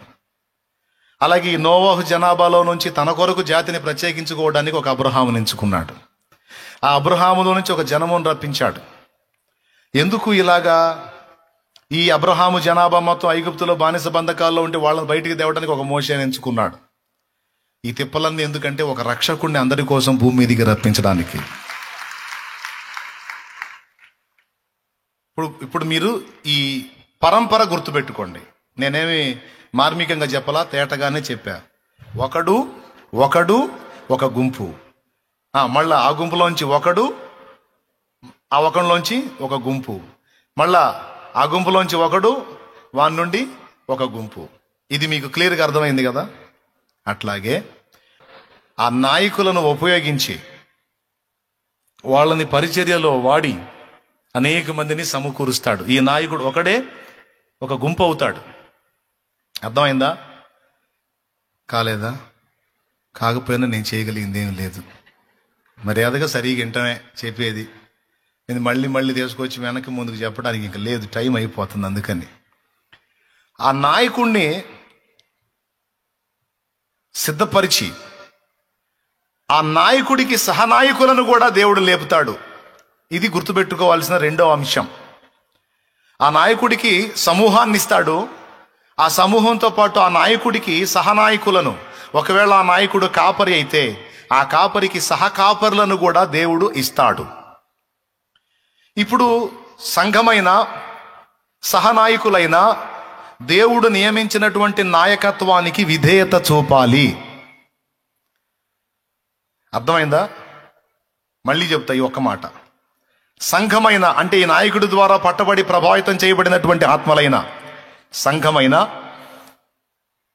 అందులో నుంచే దేవుడు సిద్ధపరిచి నాయకుడికి సహకారులుగా ఇచ్చినటువంటి ఉపనాయకులైన మొత్తం ఈ నాయకత్వానికి కట్టుబడి ఉండాలి. అలా ఏర్పాటు చేయటం దేవుని చిత్తం, దేవుని క్రమం, దేవుని క్రమశిక్షణలో భాగం. అది మోషేని అలా నియమించాడు. ఆఖరికి మోషే అన్న అక్కలకు కూడా మోషేని ప్రశ్నించే హక్కు లేదు. అలాగ వాళ్ళు పాయింట్అవుట్ చేసినప్పుడు ప్రత్యక్ష గుడారం దగ్గరికి పిలిచి కోటింగ్ ఇచ్చాడు. నీకు తెలుసు, సంఖ్యాకాండం 12 ఇంటికి పోయి చూడండి. మోషే కూషు దేశపు స్త్రీని పెళ్లి చేసుకున్న విషయాన్ని గూర్చి వాళ్ళు మోషేకి వ్యతిరేకంగా మాట్లాడినప్పుడు, మోషే సొంత అన్న అక్క మాట్లాడితే వ్యతిరేకంగా వాళ్ళని పిలిచాడు. ప్రత్యక్ష గుడారం దగ్గరికి పిలిచి మిరియాముకు తెల్లని కుష్టొచ్చేటట్టు చేసి అహరోను మీద కూడా కోప్పడబోతే మోషే అడ్డుపడ్డాడు. దీన్ని బట్టి మనం గ్రహించాల్సిన విషయం ఏంటంటే, నాయకత్వాన్ని, దేవుడు నియమించిన ఏర్పాటు చేసిన నాయకత్వాన్ని తృణీకరించడం కానీ, ప్రశ్నించడం కానీ, శాసించడం కానీ, సొంత వాళ్ళకు కానీ, బయట వాళ్ళకు కానీ, ఉపనాయకులకు కానీ అధికారము లేదు. తొందరపాటున తృణీకరించకూడదు. ఇది పద్ధతి, దేవుడు నియమించిన కట్టడ క్రమం. దేవునికి స్తోత్రం కలుగునుగాక. హల్లెలూయా. మోషే ఇశ్రాయేలు జనాంగాన్ని నడిపిస్తా వస్తున్నప్పుడు ఒక ఘట్టంలోనికి వచ్చేటప్పటికి అహరోను యాజకత్వాన్ని దేవుడు చెప్పినప్పుడు, మోషే దానికి సిద్ధపరిచినప్పుడు కొంతమంది వ్యతిరేకిస్తారు. మోషేనేనా నాయకుడు, మోషే అన్న అహరోనే యాజకుడు, మేము లేమా, మేము పనికి రామా, మేము కూడా యాజకత్వాన్ని పనికొస్తాం, ఆ ఫ్యామిలీ అయినా ఏంది, ఆ కుటుంబమేనా ఏంది, వాళ్ళేనా ఏంది, మా సమాజాలకు, మా గోత్రాలకు మేము కూడా నాయకులం, మాకు కూడా అధికారం ఉంది, మాకు కూడా హక్కు ఉంది, మేము కూడా పెత్తనం వెలగబెడతామని కోరహు, దాతాను, అబీరాము వారితో పాటు మరి కొంతమంది ఒక గుంపు పోగై మోషే నాయకత్వాన్ని, అహరోని యాజకత్వాన్ని ప్రశ్నించారు. ఈ ఘట్టం కూడా సంఖ్యాకాండంలోనే మీకు దొరికింది. ప్రశ్నించినప్పుడు మోషే ఏమన్నాడో తెలుసా? ఇశ్రాయేలు సర్వ సమాజం ఎదుట సాగిలపడ్డాడు. అయ్యలారా, ఇది నా అంతటా నేను ఇశ్రాయేలు సర్వ సమాజం మీద హెచ్చించుకోవటం కాదు, ఇది దేవుని నియమం, దేవుని నియామకం, ఇది దేవుని ఏర్పాటు. నన్ను మీ మీద దేవుడు ఏర్పరిచాడు. ఇది నా అంతటా నేను ఏర్పరచుకుంది కాదు, లేదా మీరు నన్ను ఏర్పాటు చేసింది కాదు. మిమ్మల్ని అందరినీ నడిపించమని దేవుడు నాకు అప్పగించిన బాధ్యత. ఇది దేవుని నియామకం. నా నిర్ణయం నాదనుకోవద్దు, ఇది దేవుని నిర్ణయంగా మీరు గౌరవిస్తే మీకు మంచిది, లేకపోతే దెబ్బతింటారని ఆయన మాట్లాడాడు. ఆయన మాట్లాడితే ఒప్పుకుంటారా? ఒప్పుకోరే, రివర్స్ అయ్యారు. ధూపార్తులు చేతబట్టుకొని వాళ్ళు కూడా యెహోవా సన్నిధిని ధూపం వేయడానికి వచ్చినప్పుడు దేవుని కోపం వారి మీదకి వచ్చి కోరహు, దాతాను, అబీరాము అనేటువంటి ముగ్గురు వాస్తవంగా ఉపనాయకులు. వీళ్ళు ప్రధాన నాయకత్వాన్ని తృణీకరించినందుకు, ప్రధాన నాయకత్వాన్ని త్రోసిపుచ్చినందుకు ప్రాణాలతోనే అలాగో పాతాళంలోనికి దిగిపోయిన ఘట్టం మీ అందరికీ సంఖ్యాకాండం చదివితే తెలిసిద్ది. ఈ విషయం ఇటు సేవకులకు కానీ, అటు విశ్వాస గణానికి కానీ, పరిచార గణానికి కానీ నేను ఎందుకు చెప్తున్నానంటే, దేవుడు నియమించినటువంటి నాయకత్వాన్ని ఎన్నడూ తృణీకరించకుండా జాగ్రత్త పడాలి. అది అందరికీ క్షేమకరం, అందరికీ ఆశీర్వాదకరం, దీవెనకరం.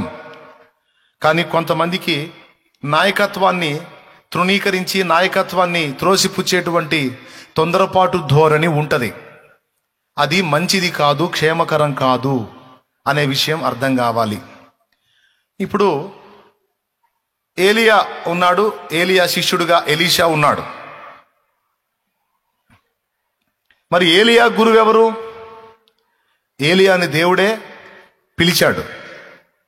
కానీ ఎలీషాని డైరెక్ట్గా దేవుడు పిలవలా, ఏలియా ద్వారా పిలిచాడు. అర్థమైందని నేను చెప్పింది? ఇది కూడా మీకు రాజుల మొదటి గ్రంథం చదివితే తెలిసిద్ది. రాజుల మొదటి గ్రంథంలో ఏలియాని డైరెక్ట్గా దేవుడే పిలుస్తాడు, లైన్లోకి వస్తాడు ఏలియా పైన గురువెవడో కనపడడు. కానీ ఎలీషాని సిద్ధపరిచినప్పుడు దేవుడు ఏలియాతో మాట్లాడి, ఇశ్రాయేలుకు నీ తర్వాత ప్రవక్తగా ఉండునట్లు షాపాతు కుమారుడైన ఎలీషాను అభిషేకం చేయి, సిద్ధపరచు అనే మాట దేవుడు ఏలియాతో మాట్లాడితే, ఆ ఎలీషా అడ్రస్ కనుక్కొని, ఆ ఎలీషా ఎక్కడున్నాడో తెలుసుకొని, ఆ ఎలీషా పొలాల్లో అరక దున్నుతుంటే అక్కడికి పోయి పిలుస్తాడు ఏలియా. దాదాపు 11 మంది అరకలు బట్టి దున్నుతుంటారు. ఆ 11 మందిని దాటుకొని ఎలీషా దగ్గరకు వస్తాడు. ఆయన ఏమన్నా ఊళ్ళో ఉన్నాడా? ఎలీషా పొలంలో ఉన్నాడు. మరి పొలంలో ఉన్నాడన్న సంగతి ఏలియాకి ఎట్ట తెలుసు? బహుశా ఊర్లో తిరిగి వచ్చి ఉంటాడు, ఎంక్వైరీ చేస్తుంటాడు. ఇప్పుడు ఊర్లో ఉంటే రావటం వేరు, పొలం దగ్గర కల్లా వెతుక్కొని రావటం ఆశ్చర్యాన్ని కలిగించింది కదా. ఎలీషాకి మ్యాటర్ అర్థమైపోయింది. నేరుగా ఎలీషా దగ్గరికే వస్తున్నాడు. ఎలీషా దగ్గరకు వచ్చి, ఆయన మీద, ఏలియా మీద గొంగళి దుప్పటి ఉంటుంది, గొంగళి దుప్పటి ఉంటుంది మీద. ఆ ఏలియా ఆ 11 అరకలు దాటుకుంటా 12 అరక దగ్గరకు వచ్చి ఎలీషా దగ్గరగా చేరబోయి ఈ దుప్పటి ఎలీషా మీద విసురుతాడు. దుప్పటి ఎలీషా మీద విసిరి నిలబడతాడు. చేరబోయి దుప్పటి విసిరేను, ఆ దుప్పటి ఎలీషా మీద పడిద్ది. ఎలీషాకి మ్యాటర్ అర్థమైపోయిద్ది. గొంగళి ధరించి నడికట్టు కట్టి చేతికర్ర చేతబట్టి తిరిగి సంచరించేటువంటి వాళ్ళు ప్రవక్తలు. ఆ ప్రవక్తల గెటప్ తెలుసు ఎలీషాకి. అందులో ఏలియా, ఇప్పుడు వచ్చింది ఎవరు? అగ్ని ప్రవక్త ఏలియా. వచ్చి అందరినీ దాటుకుని ఊరు మొత్తం తిరిగాడు. ఊళ్ళో ఎవరి మీద దుప్పటేలా, ఊరు మొత్తం తిరిగాడు. ఊళ్ళో ఎవడి మీద దుప్పటి వెయ్యలా. పొలంలోకి వచ్చాడు, 11 మంది దున్నుతున్నారు, ఎవడి మీద దుప్పటి వేలా. వచ్చి ఎలీషా మీద దుప్పటేశాడు. ఏమయ్యా, మీ ఊళ్ళో, మీ ప్రాంతంలో, మీ ప్రదేశాల్లో చాలా మంది ఉన్నారు, అందరినీ కోరాడా దేవుడు? అందరినీ అభిషేకం చేయించాడా దైవజనుడి చేత? లేదు లేదు, వాళ్ళందరిలో నీ మీదకి వచ్చింది దుప్పటి, నీ మీదకి వచ్చింది దుప్పటి. వేయించింది ఎవరు? దేవుడు. వేసింది ఎవరు? ఏలియా.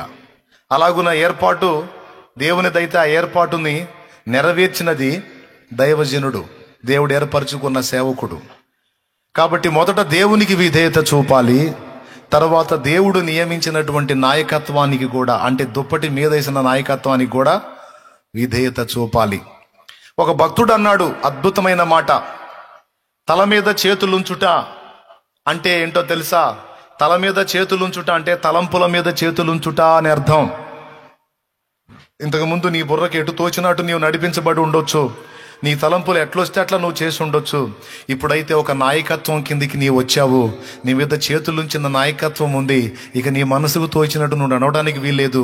ఒకటి, దేవుణ్ణి అనుసరించాలి. రెండవది, దేవుడు నియమించిన నాయకత్వం యొక్క ఉద్దేశాలను కూడా ఎరిగి నువ్వు నడుచుకోవాలి. తల మీద చేతులుంచుట అంటే తలంపుల మీద చేతులుంచుట. అలాగున విధేయత చూపిన వాళ్ళు వర్ధిల్లారు. ఆ విధేయతను త్రోసిపుచ్చి అవిధేయులైన వారు భ్రష్టులైపోయారు.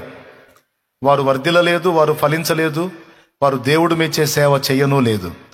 ఎందుకంటే దేవుడు నియమించినటువంటి మోషేని తృణీకరిస్తే ఎవరిని తృణీకరించినట్టు ఫీల్ అయ్యాడు దేవుడు? మోషేని తృణీకరిస్తే మోషేని నియమించిన దేవుడిని తృణీకరించినట్టే. మోషేని గౌరవిస్తే మోషేని నియమించిన దేవుణ్ణి గౌరవించినట్టే. అట్టా ఫీల్ అవుతాడు దేవుడు. నాయకత్వానికి దేవుడిచ్చే విలువ అది. ఎందుకంటే నాయకత్వానికి ఉండే ప్రెజర్ వేరు, నాయకత్వానికి ఉండే బరువు వేరు, బాధ్యత వేరు, టెన్షన్ వేరు, ఒత్తిడి వేరు, కష్టం వేరు, శ్రమ వేరు, బాధ వేరు, ఆ ప్రయాస వేరు. అందుకే నాయకత్వాన్ని ఎవడైనా తృణీకరిస్తే దేవుడు ఎలా తీసుకుంటాడంటే డైరెక్ట్గా వీడు నన్నే తృణీకరిస్తున్నాడు, దరిద్రుడని తీసుకుంటాడు. దానికి తగిన పనిష్మెంట్ వాడు పొందేటట్టు దేవుడు చేస్తాడు. ఒక పట్టాన లొంగే టైప్ అయితే ఏదో దెబ్బ కొట్టి మళ్ళీ దారిలోకి తీసుకొస్తాడు. లొంగని పెంకె ఘటం, మొండి ఘటం అయితే వాడిని పూర్తిగా విసర్జించే అవకాశం కూడా లేకపోలేదు.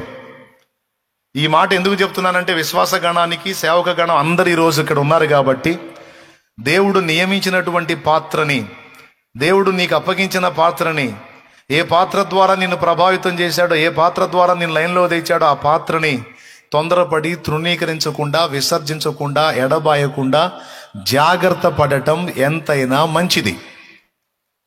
దేవునికి స్తోత్రం కలుగునుగాక. హల్లెలూయా. సమూహం అంతా మొదట ఏలియా ఉన్నప్పుడు ఏలియాకి విధేయత చూపాలి. తరువాత ఆ ఏలియా ఎవరిని సూచించాడో ఆ ఎలీషా మీద చేతులుంచాడు గనక ఆ ఎలీషా కూడా విధేయత చూపాలి. ఇది క్రమం, దేవుడి చట్టం. ఆ నియామకాన్ని తృణీకరిస్తే దేవుడు తనను తృణీకరించినట్టే ఫీల్ అవుతాడు. దీన్ని గుర్తుపెట్టుకోవాలి. రెండు చేయకుండా జాగ్రత్త పడాలని చెప్పాను. ఇటు విశ్వాసులకి, పరిచారకులకి, సేవకులకి రెండు చేయకుండా జాగ్రత్తగా ఉండాలి. ఒకటి, దేవుడు నియమించిన నాయకత్వాన్ని తృణీకరించకుండా జాగ్రత్త పడాలి, త్రోసిపుచ్చకుండా జాగ్రత్త పడాలి, మొదటిది.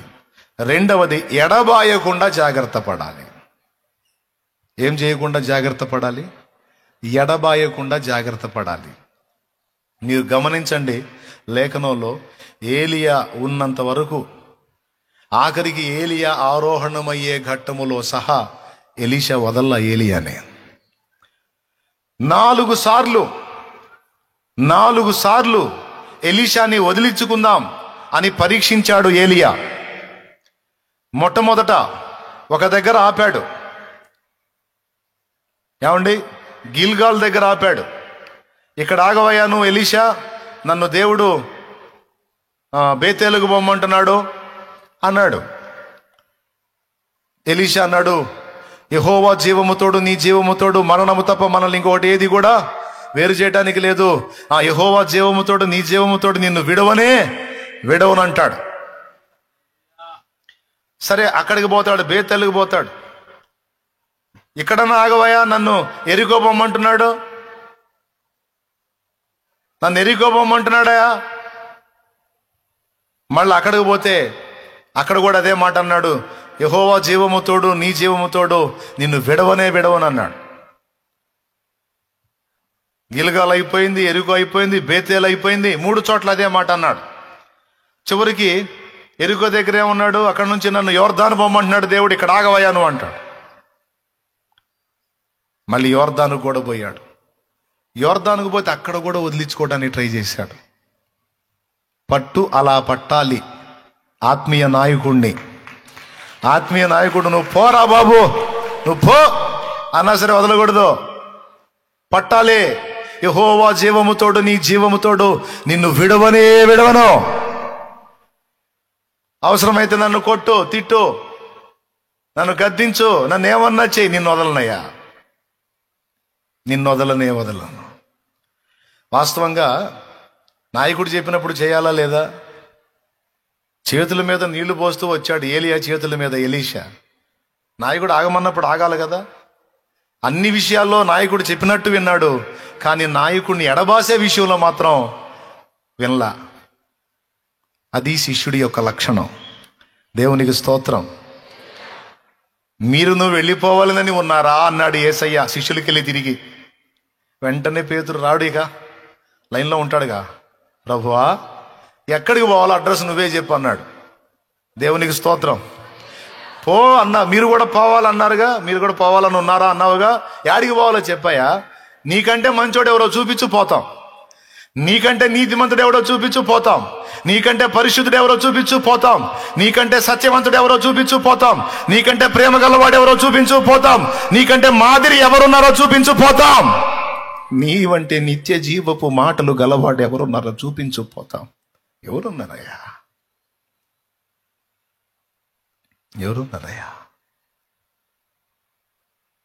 నాకున్నది నువ్వేగా ప్రభువా, మాకున్నది నువ్వేగయ్యా.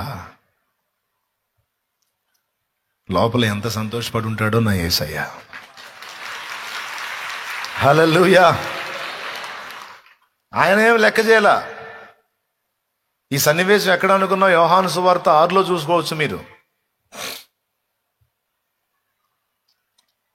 యోహాను సువార్త 6 తీసుకుంటే అనేకులు ఆయనను వెంబడించక ఆయనని విడిచిపెట్టి వేరైపోయారు అని రాస్తాడు. చూడండి, యోహాను సువార్త 6వ అధ్యాయము 66వ వచనం చూడండి. అప్పటి నుండి ఆయన శిష్యులలో అనేకులు వెనుక తీసి మరి ఎన్నడూనూ ఆయనను వెంబడింపలేదు. కాబట్టి యేసు, మీరు కూడా వెళ్ళిపోవాలని ఉన్నారా అని 12 మందిని అడుగగా, సీమోను పేతురు, ప్రభువా, ఎవరి యొద్దకు వెళ్ళుదము? నీవే నిత్య జీవపు మాటలు గలవాడవు, నీవే దేవుని పరిశుద్ధుడవని మేము విశ్వసించి ఎరిగి ఉన్నామని ఆయనతో చెప్పాను. చాలు, దేవునికి స్తోత్రం కలుగును గాక. చూసారా, మీరు వెళ్ళాలని ఉన్నారా అంటే నాయకుడికి లెక్కలేదు.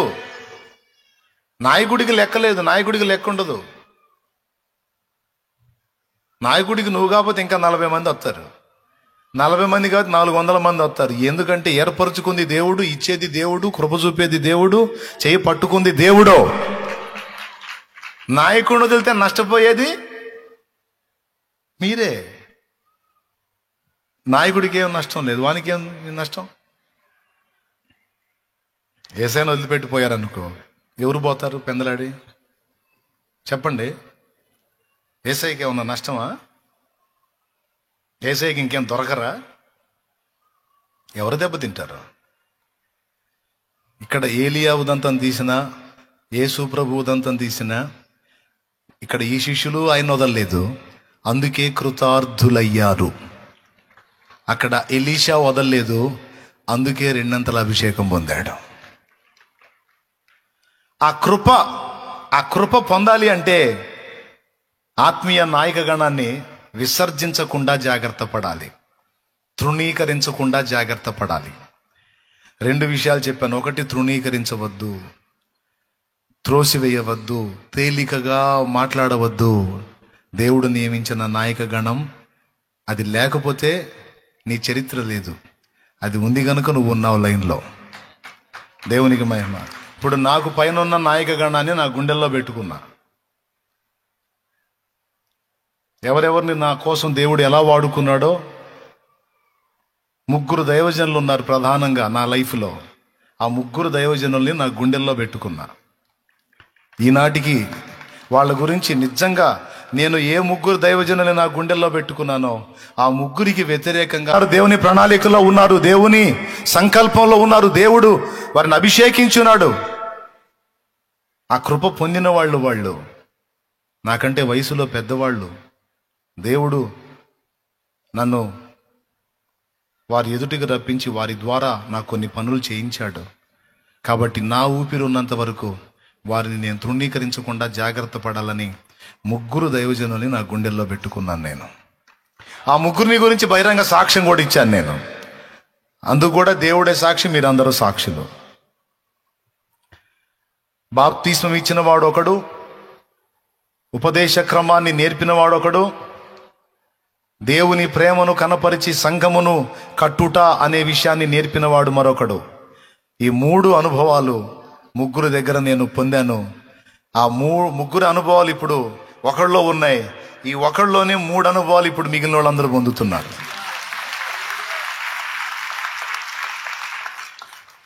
దేవునికి స్తోత్రం కలుగును గాక. హల్లెలూయా. అర్థమైందా? 3 ఈరోజు కూడా వాళ్ళని తృణీకరించను వారి మాటలు నాకు ఎంతో ఇంపైన సువాసన. ఒక పక్క వారిని నా గుండెల్లో పెట్టుకుంటాను, వారిని గురించి నేను గమనించుకుంటానే ఉంటాను. నా దేవుడికి తెలుసు ఇవన్నీ. అందుకే నా బిడ్డలుగా ఉన్న మీ అందరికీ ప్రేమతో చెప్తున్నాను, మిమ్మల్ని నాకు, నన్ను మీకు లింక్ చేశాడు గనుక ఇక జాగ్రత్తగా ఉండండి. ఒక దగ్గర స్థిరపడి ఒక నాయకత్వం కిందకి అప్పగించబడ్డారు గనుక, ఒక కుటుంబంలో చేర్చబడ్డారు గనుక, ఒక సహవాసంలో అంటుకట్టబడ్డారు గనుక మీరు స్థిరముగా ఉండండి, స్థిరముగా ఉండండి. కొన్నిసార్లు రకరకాల మాటలు నీ చెవులకు రావచ్చు, నాకు వచ్చినాయి. అవన్నీ దైవజనుల గురించి నాకు వినబడ్డ చెడ్డ మాటలన్నీ కూడా దైవజనులకు పరీక్ష కాదు, నాకు పరీక్ష. అర్థమైందా? దైవజనుల గురించి ఇతరులు చెప్పిన చెడ్డ మాటలు నా దగ్గరికి వచ్చినప్పుడు అది దైవజనులకు పరీక్ష కాదు, నాకు పరీక్ష. సాతాను కుట్రైంది, నేను వాళ్ళని ప్రేమించి అనుసరిస్తాను గనుక వాళ్ళని నేను ప్రేమించకుండా ఈసడించుకోవాలి అంటే వాళ్ళు చెడ్డవాళ్ళని నాకు చెప్పాలి. అప్పుడు నేను వాళ్ళని వెంబడించడం మానేస్తాను. నేను వాళ్ళని వెంబడించడం మానేస్తే ఎవరు భ్రష్టుపడతారు? వాళ్ళ నేనా? ఇప్పుడు కుట్ర ఎవరికి? కుట్ర ఎవరి మీద జరుగుతుంది? వాళ్ళ గురించి చెడ్డ వార్త నాకు వచ్చేటట్టు చేసి సాతాను నన్ను నాశనం చేయడాన్ని కుట్ర చేస్తున్నాడు అన్నమాట. ఇది గుర్తుపట్టా. పరిశుద్ధాత్మ దేవుడు ఆ వివేచన అనుగ్రహించాడు. సైతాను గాడు కుట్ర చేస్తున్నాడు అని. అంటే నేను వెంబడించే నాయకుల్ని వెంబడించి నేను ఇంతవరకు ఫలించాను గనక ఇక నేను ఫలింపకుండా ఆగిపోవాలంటే వాళ్ళని వెంబడించడం మానేయాలంటే వాళ్ళ గురించి చెడ్డ ప్రచారం చేయాలి, నింద ప్రచారం చేయాలి, అపనిందలు ప్రచారం, అబద్ధాలు ప్రచారం చేయాలి. అట్లాంటి కుట్ర నా మీద మీకు ఇప్పటికే వచ్చింది, ఇన్ని వచ్చినాయి. మీరందరూ విని విసుగు చెంది ఉన్నారు. నేను అనుకున్నాను సర్దుకుంటా చాలా మంది అని. లేదు, మీరు నాకు కనెక్ట్ అయిన విధానం దేవుడి కృపతో జరిగింది. అది పర్ఫెక్ట్గా ఉంది. అరే 100 మంది లేచి 100 మాటలు చెప్పండి, ఆయన ఏందో మాకు తెలుసు, మా ప్రభు మాకు తెలియజేశాడు, దేవుడు చూపించిన పాత్ర అని మీరు ఫిక్స్ అయి వెంబడిస్తూ ఉన్నారు. ఇప్పటికీ చర్చ చేసుకున్న నా గురించి ఒక్కొక్కడు గావిచ్చిన మాటలు, ప్రకటించిన మాటలు, అబద్ధాలు, అన్ని పచ్చి అబద్ధాలు, వాళ్ళ ప్రచారాలు. నా దగ్గరికి వచ్చి చూసినోడు ఎవడండి? నా మీద ప్రచారం చేసిన బడుద్దాయిలో ఒకడన్నా నాతో ప్రయాణం చేసినోడు ఉన్నాడా? దగ్గరగా అసలు నన్ను చూశాడు, అసలు నేను ఎట్టుంటానో తెలుసా వాడికి?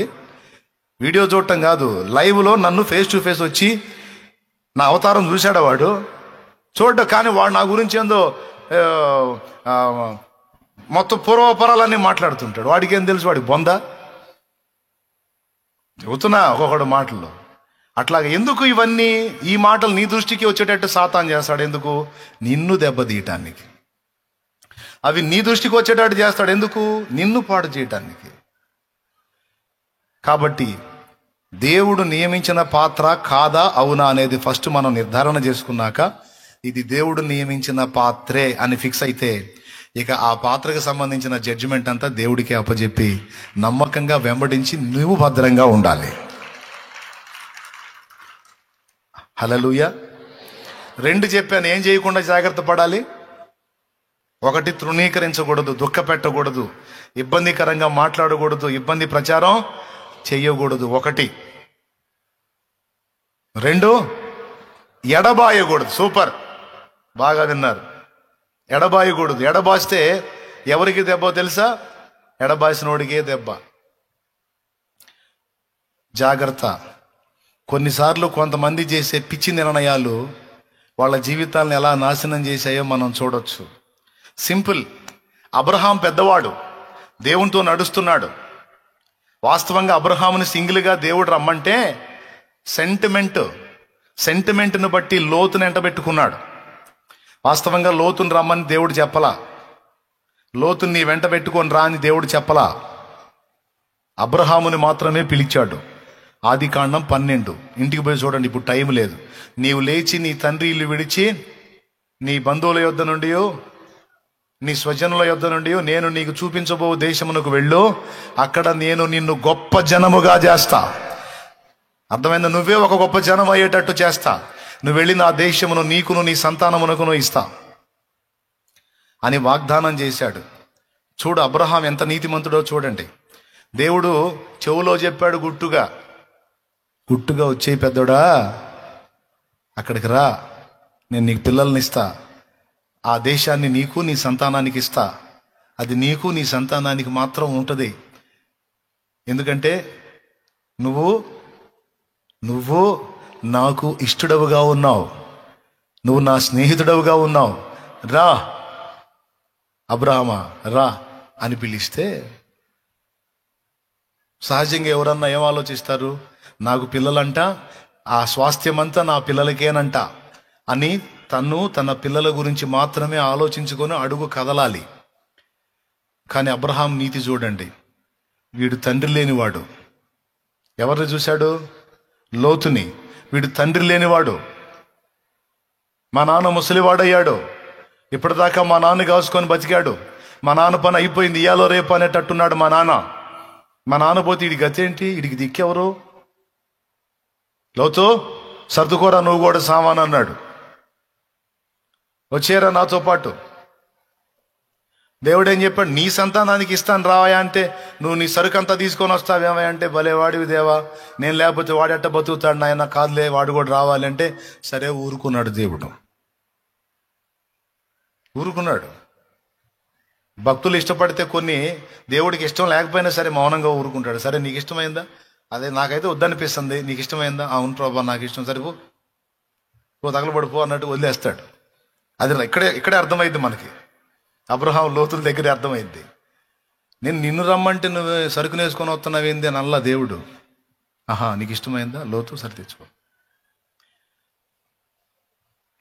ఏం లేదులే అబ్రహాం, నువ్వేమో ప్రేమిస్తావు, అవతలోడేమో నీకు గీస్తుంటాడు. ఏంటిది? అట్లా ఉంటుందిలే కొంతమంది మనసు. అందుకని చెబుతున్నాను, నువ్వు సింగిల్గా రావయ్యా అని అంటే, గీస్తే గీసారులే తండ్రి, ఆయన మావు కూడా అట్ట అంటాడు కదా, మా లోతు నిప్పు లాంటి మనిషి. అరే నిప్పు పెడతాడా బాబు అంటే నీకు అర్థం కావట్లేదు. లేదు నిప్పులు అంటాడు, అసలు మాట్లాడే పనే లేదు. సరే ఇద్దరు పోయారు కనాను ప్రాంతానికి. 12వ అధ్యాయంలో కలిసి ప్రయాణం మొదలు పెట్టారు. 13వ అధ్యాయంలో తగాద రానే వచ్చింది. వాళ్ళు ఉన్న ప్రదేశంలో వాళ్ళు విస్తారంగా ఆశీర్వదించబడ్డారు. ఫస్ట్ ఆశీర్వాదం ఎవరిది? అది అబ్రహాముది. చెప్పండి, ఆశీర్వాదం ఎవరిది? అబ్రహాముతో ఉన్నందుకు ఆ సెగ కాస్త ఇతనకు లోతు కూడా కాస్త తగిలింది. అర్థమైందా? లోతు కాపర్లు అబ్రహాం కాపర్లు పొలాల్లో ఫస్ట్ మాట్లాడుకున్నారు. మా మందలకి మేత జాలట్లా, మీరు అటు పక్క పోయి మేపుకోవచ్చుగా. ఓయ్ అసలు ఎవరు మీకు మూలం? మీ యజమానుడు ఎవరిని బట్టి వచ్చాడు? మా యజమానుడిని బట్టి వచ్చాడు. కాస్త పెద్ద చిన్న అనేది ఉంటుంది. మా మందల్ని దోలేసి మీ మందల్ని మేపితే మరి మా మందలు ఏం కావాలి? మీరు మేపుకోండి, మాది మేము మేపుకుంటాం. ఫస్ట్ మాటలు. తర్వాత ఆ మాటలు కొట్లాటల దాకా పోయినాయి, కలహాల దాకా పోయినాయి. ఇంటికి వస్తున్నారు ఈ కాపర్లు, ఇంటికి వచ్చి చెబుతున్నారు. అబ్రహాం కాపర్లు అబ్రహాంకు చెబుతున్నారు, లోతు కాపర్లు లోతుకు చెబుతున్నారు. అబ్రహాం మౌనంగా ఉన్నాడు. ఆ చిన్నోడు చెప్పుకుంటాడులే, వాళ్ళు లోతు చెప్తాడులే వాళ్ళకి. వాళ్ళు కొంచెం తొందరపాటు వాళ్ళు అయినా మా వాడు లోతు మంచోళ్లే అనుకుంటున్నాడు. లోతేమనుకుంటున్నాడు తెలుసా?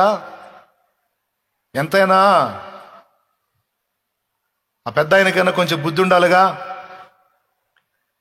వాళ్ళ కాపర్లు ఆంతులు వచ్చి వీళ్ళ మీద ఎగబడి కొడుతుంటే మరి మా మందలు ఎట్ట తినాలి, మా మందలు ఎట్ట బతకాలి? కాస్త చెప్పుకోవచ్చుగా ఆయనన్నా. అసలు లోతు ఏం చేయాలి? వీళ్ళ కాపర్లను లాగి తన్నాలి. ఏం చేయాలి? ఒక్కొక్కడిని వరుసలో క్యూలో నిలబెట్టి ఒక్కొక్కడికి ఒక్కొక్క తన్నుకాడికి తన్నాలి. ఎందుకు? అరే అతిగతి దోవ లేని స్థితిలో ఉంటే వెంట పెట్టుకొని తీసుకొచ్చి ఈరోజు ఈ ప్రాంతమే పట్టజాలన్నంత మందలుగా విస్తరించేటట్టు నేను ఆశీర్వదించబట్టానే కారణం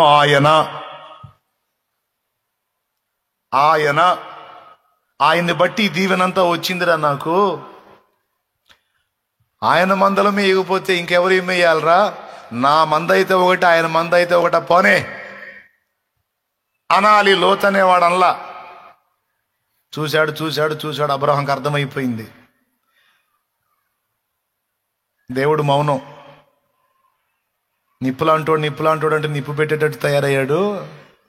మరి నిప్పు పని అదేగా, నిప్పు పెట్టడమేగా. సరే వాడికి సిగ్గు లేకపోతే నాకన్నా ఉండాలని ఒకరోజు పిలిచాడు. లోతు రా.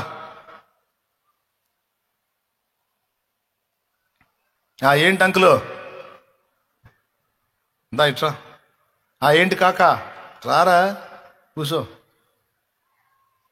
మన ఇద్దరం రక్త సంబంధం, మన ఇద్దరికి కొట్లాట పనికి రాదు.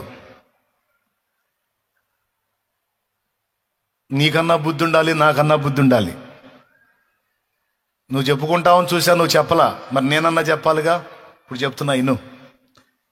దేవుడు నాతో పాటు నిన్ను కూడా ఆశీర్వదించాడు గనుక మన మందలు పట్టజాలనంత విస్తారం అయిపోయినాయి గనుక ఈ దేశము నీ ఎదుట ఉన్నది. వాస్తవంగా ఆ దేశం ఎవరికి ఇచ్చానన్నాడు? చూడండి చూడండి చూడండి, ఎవరికి ఇచ్చానన్నాడు? అబ్రహాంకి ఇచ్చానన్నాడు. ఇప్పుడు అబ్రహాం చూడు, లోతుకి ఇవ్వటానికి సిద్ధపడ్డాడు. అది అబ్రహాం అంటే. ఎప్పుడన్నా ఆలోచించారా ఆ మాట గురించి? ఎప్పుడన్నా ఆలోచించారా ఆ మాట గురించి? వాగ్దత్త దేశం ఎవరికి వాగ్దానం చేశాడు? అక్కడికి ఎవరిని రమ్మన్నాడు? అబ్రహాము రమ్మంటే అందులో లోతు కూడా భాగస్థుడు కావాలని లోతుని తెచ్చుకున్నాడు. దేశం నీకు ఇస్తానంటే ఇప్పుడు ఏనా, ఇదిగో ఈ దేశం నీ ఎదుట ఉన్నది, కోరుకో, నీవు కోరుకున్న దిక్కు అది నీకు ఇచ్చేస్తాను, ఆ దిక్కుకి నేను రాను. దేవునికి స్తోత్రం కలుగును గాక. హల్లెలూయా. కోరుకో అంటే చూడండి, బుద్ధి ఎట్టబోయిద్దో చూడండి. బుద్ధి బలహీనమైన మనసు కలిగిన వ్యక్తికి తగిన విధంగానే బుద్ధి పోతుంటది, వంకర పోతుంటది. శుభ్రంగా ఇంకా వేరే ప్రాంతాలు కోరుకుంటే నాకు తెలిసి ఎప్పటికీ అక్కడ స్థిరపడునేమో. కానీ ఎక్కడ కోరుకున్నాడో తెలుసా? సొదొమ గొమొర్రా ప్రాంతాల వైపు, యోర్దాను తీర ప్రాంతాన్ని కోరుకున్నాడు. అది పాచ్చగా నీళ్లు పారు ప్రాంతమై ఉంది, యెహోవా తోట వలె ఉంది. దాన్ని చూశాడు. వాస్తవంగా ఏమనాలా?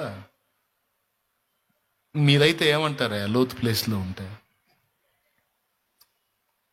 లోతు ప్లేస్లో మీరుంటే ఏమంటారు? వాస్తవంగా ఏమనాలో తెలుసా? డాడీ అసలు ఇదంతా ఎవరిది డాడీ? నేనెవరిని డాడీ? నాకు కలిగిందంతా ఎవరిది డాడీ? నీ వెంటబడి వస్తే కదా నాకు ఇంత సంపద వచ్చింది డాడీ. నీదను నాది ఒకటి వేరా? నువ్వు నేను వేరా? వెళ్ళిపోమంటున్నావేంటి డాడీ? ఎక్కడికి డాడీ వెళ్ళేది? తీసుకో డాడీ, అవసరమైతే ఆ మంద కూడా తీసుకో డాడీ, మొత్తం నువ్వే. నాకు నువ్వు చాలు డాడీ, నాకు నువ్వు చాలు అని లోతు అనేవాడు అన్నట్టయితే, ఈరోజు అబ్రహాం చరిత్రతో పాటు లోతు చరిత్ర కూడా బైబిల్ పుటల్లోకి ఎక్కేది. అబ్రహాము వంశావళితో పాటు లోతు వంశావళిని గురించి కూడా మనం మాట్లాడుకోవాల్సి వచ్చేది. కానీ లోతు ఆ మాటల్లా, ఇది చాలా కీలకమైన టైం, టర్నింగ్ పాయింట్. అక్కడ తేడా పడ్డాడు. అబ్బా చల్లని మాట అన్నావు డాడీ, ఈ మాట ఎప్పుడు అంటావా అని ఎదురు చూస్తున్నా. ఎట్టకేలకు చెట్ట చివరికి తొదకు నేను అనుకున్న మాట వచ్చింది. వెళ్తాను డాడీ, నాకు కూడా చాలా చిరాగ్గా ఉంది, వెళ్ళిపోతాను డాడీ. ఎటు వెళ్ళిపోతావు? అదుగో ఆ ప్రాంతానికి వెళ్తాను డాడీ. సరే పో.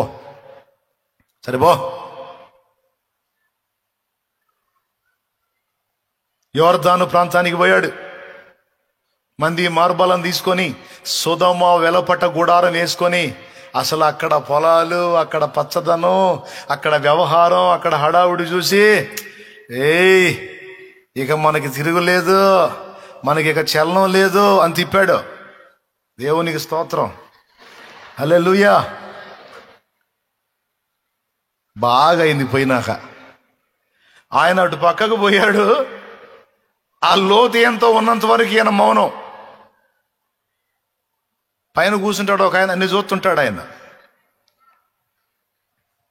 అప్పుడు ఆ లోతు అబ్రహామును విడిచి వెళ్ళిన తరువాత దేవుడు అబ్రహామును పలకరించాడు. అబ్రామా, చిత్తము ప్రభువా, లేచి ఈ దేశము నలు దిశలా సంచరించి దానిలో తిరిగి దాన్ని చూడు, ఇదిగో దీన్ని నీకును నీ సంతతికి నిశ్చయముగా ఇచ్చేదని అన్నాడు. ఇక ఇప్పుడు చెప్పలా అబ్రాం, మరి మా లోతో అనలా. ఇంకా లోతు లేదు, గీతు లేదు, వెళ్ళిపోయాడుగా. అర్థమైపోయిందిగా. కొంతమంది బుద్ధిని దేవుడు చూపిస్తే గానీ మనకు అర్థం కాదు. అప్పటిదాకా మనం ఐసు రాస్తే ఉంటుందే అట్లుంటది చల్లగా. దేవుడు చూపించినప్పుడు అర్థమైంది ఎవరి సంగతి ఏందనేది. ఇంజక్షన్ చేసిన దగ్గర ఐస్ రాత్రి ఎట్టుంటుంది, అట్టుంటుంది అన్నమాట.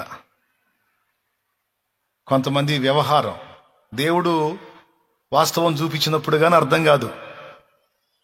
అబ్రహాంకి అర్థమైంది, పోయాడు. ఇప్పుడు చెప్పండి, నష్టపోయింది లోతా అబ్రహామా? ఎవరు ఎఫెక్ట్ అయ్యారు? ఏలియా. 4 సార్లు నువ్వు పోవాయ్, నువ్వు పో, ఎన్నిసార్లు చెప్పాలి నీకు, వదులు, నేను వెళ్ళాలి. యెహోవా జీవముతోడు, నీ జీవముతోడు, నిన్ను విడవనే విడవను, యాడికన్నా పోని, ఇదే మాట ఎలీషా. చివరికి యోర్దాన్ దగ్గరికి పోయినా కూడా చెప్పిన మాట ఇన్ని, ఎలీషా వినవేంది, ఎల్లు. ఎందుకో తెలుసా, ఇదంతా పరీక్షే. అతని వివేచనకు పరీక్ష, అతని నమ్మకత్వానికి పరీక్ష, అతని మొండితనానికి పరీక్ష, అతని విశ్వాసానికి పరీక్ష, అతని నిజాయితీకి పరీక్ష. ప్రవక్తల శిష్యులు వచ్చారు. నీకు తెలుసా మీ గురువు ఇవాళ ఆరోహణం అవుతున్నాడు? తెలుసా అంటే, నాకు తెలుసు, మీరు పోండి అన్నాడు. నాకు తెలుసు, ఆల్రెడీ ఫైటింగ్ జరుగుతుంది మాకు, మీరు పని చూసుకోండి అన్నాడు. చివరికి యోర్దాన్ దగ్గరికి పోయి అడిగితే, నేను బాను, నిన్ను విడవనే విడవను, నాకు తెలిసి ఇవాళ నన్ను వదిలిపెట్టి పోవాలని చూస్తున్నావు నువ్వు, నేను వదలను. దుప్పటి తీసుకొని యోర్దాన్ను కొట్టాడు. 2 పాయలై దారిచ్చింది యోర్దాను ఏలియాకి. ఏలియా పోతే వెంటబడి ఎలీషా కూడా పోయాడు. ఇక అప్పుడు ఏలియా అన్నాడు, మొత్తానికి గట్టివాడవే ఎలీషా, మొండివాడు అనిపించుకున్నావు, నమ్మకస్తుడవే.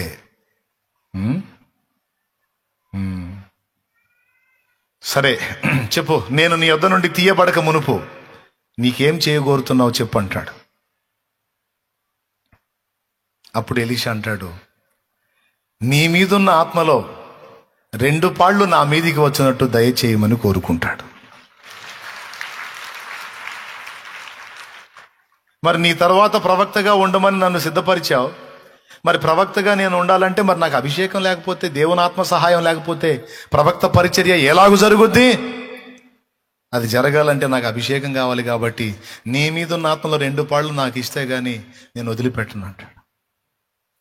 అప్పుడు ఏలియా అంటాడు, నీవు అడిగినది కష్టతరమైనది, అది నా వశంలో లేదు, అభిషేకం దేవుడు ఇవ్వాల్సిందే. నేను తీయబడుట నీకు కనబడితే, నేను తీయబడుతున్నప్పుడు నీకు కనబడితే నీవు అడిగినది దేవుని చిత్తమే, దేవుడు ఇస్తాడు. నేను తీయబడినప్పుడు నీకు కనబడకపోతే నీవు అడిగినది నీకు లభించదు అని చెప్పి ఈ మాటలు చాలించగానే అగ్ని రథములను గుర్రములను కనబడి వారిద్దరిని వేరు చేస్తాయి. అగ్ని రథములను గుర్రములను కనబడి వారిద్దరిని వేరు చేస్తాయి. అప్పుడు ఎలీషా ఓ పక్కన ఉంటాడు. ఇక సుడిగాలి తిరిగిద్ది ఏలియా చుట్టూ, సర్రమని సుడిగాలి తిరిగిద్ది. ఆ సుడిగాలిలో లెగుస్తాడు. ఇక యెహోవా సుడిగాలి చేత ఏలియాను ఆరోహణం చేయించాడు. అలా తీసుకొని వెళ్ళిపోతాడు. ఆ సుడిగాలిగా మేస్తది, ఇక వెళ్ళిపోతాడు. వెళ్ళిపోయినప్పుడు అప్పుడు ఏడుస్తాడు. హల్లెలూయా. ఎంతవరకు వెంబడించాలి? ఎంతవరకు వెంబడించాలి? దుప్పటి పైన పడిందాకా, పరిచర్య ముగిసిందాకా వదిలిపెట్టకూడదు. ఆత్మీయ నాయకత్వాన్ని, అది నమ్మకత్వం, అది నిజాయితీ, అది ఒక ఉపకాపరికి ఉండాల్సిన లక్షణం. దేవునికి స్తోత్రం కలుగునుగాక. హల్లెలూయా. ఇంకా ఆయన వెళ్ళిపోతాడు. ఆ దుప్పటి పడేది, ఆ దుప్పటి భుజాన్ని వేసుకుంటాడు. వేసుకొని యోర్దాన్ నదికి వెళ్ళి నది ఒడ్డున నిలబడి, దుప్పటి ఇచ్చాడు సరే, మరి నేను అడిగింది ఇచ్చాడా? నేను అడిగింది ఇచ్చాడా? ఏలియా దేవుడు ఎక్కడా? ఏం చేశాడు నా గతి అని కొడతాడు అంటున్న యోర్దాన్ నదిని. కొడితే 2 పాయలు అయిపోయి దారి ఇచ్చిద్ది. అప్పుడు ఎలీషా కన్ఫామ్, నేను అడిగింది నాకు దయచేశాడు దేవుడు. దేవునికి స్తోత్రం కలుగును గాక. హల్లెలూయా. పరిచర్య మళ్ళా ప్రజ్వలించిందాక, మళ్ళా ఏలియా పరిచర్య ప్రారంభం అయిందాక మళ్ళా ఎలీషా వదలలేదండి. తర్వాత ఏలియా వెళ్ళిపోయిన తర్వాత ఆ పరిచర్యని ఎలీషా కొనసాగించాడు. అది పట్టు. ఎప్పటిదాకా విడవకూడదు? అంతము వరకు. ఈ సేవక గణం విడనాడకూడదు. విడనాడితే విడనాడిన వాడు ఎఫెక్ట్ అవుతాడు, డ్యామేజ్ అవుతాడు, కానీ నాయకుడికి ఏం కాదు. ఈరోజు ప్రతిష్ఠింపబడ్డ వాళ్ళకు కూడా చెప్తున్నాను నేను, ఎవరికుండే తెలివితేటలు వాళ్ళకుంటాయి, ఎవరికుండే కోరికలు, ఎవరికుండే ఆశలు, ఎవరికుండే ఆలోచనలు వాళ్ళకుంటాయి. నేనేమీ కాదనను, ఎవరిని బలవంత పెట్టను, ఎవరిని ఇబ్బంది పెట్టను. మనదంతా ఫ్రీ సర్వీస్, దేవునికి స్తోత్రం, ఉచిత సేవ అండ్ స్వేచ్ఛా సర్వీస్ అన్నమాట. స్వేచ్ఛతో కూడిన సేవ, ఎవరిని బలవంత పెట్టను, దానికి తలుపులే లేవు. దేవునికి స్తోత్రం, హల్లెలూయా. వస్తానన్నోడు నాపేది లేదు, పోతానన్నోడు నాపేది లేదు. బాగుపడాలనుకుంటే రా, ఒక దారి కావాలంటే పో. ఇది దేవుని ఏర్పాట్లో ఉన్నదంటే నీకు అర్థమైతే కలు, లేకపోతే పో, ఎక్కడో నీ వాగులో పడు, నీ ఇష్టం. ఎవరిని బలవంతం పెట్టను ఎవరు. ఎందుకంటే పని ఏందో నాకు స్పష్టపరచబడింది, ప్రణాళిక ఏందో కొంచెం అర్థమైంది. కాబట్టి ఇక దేవుడు తీసుకెళ్లే తీరు వేరుగా ఉంటుంది కనుక ముందే ఈ విషయాలన్నీ అందిస్తా ఉన్నాను. ఆయన కార్యాలు బలంగా దేవుడు చేయబోతున్నాడు కాబట్టి.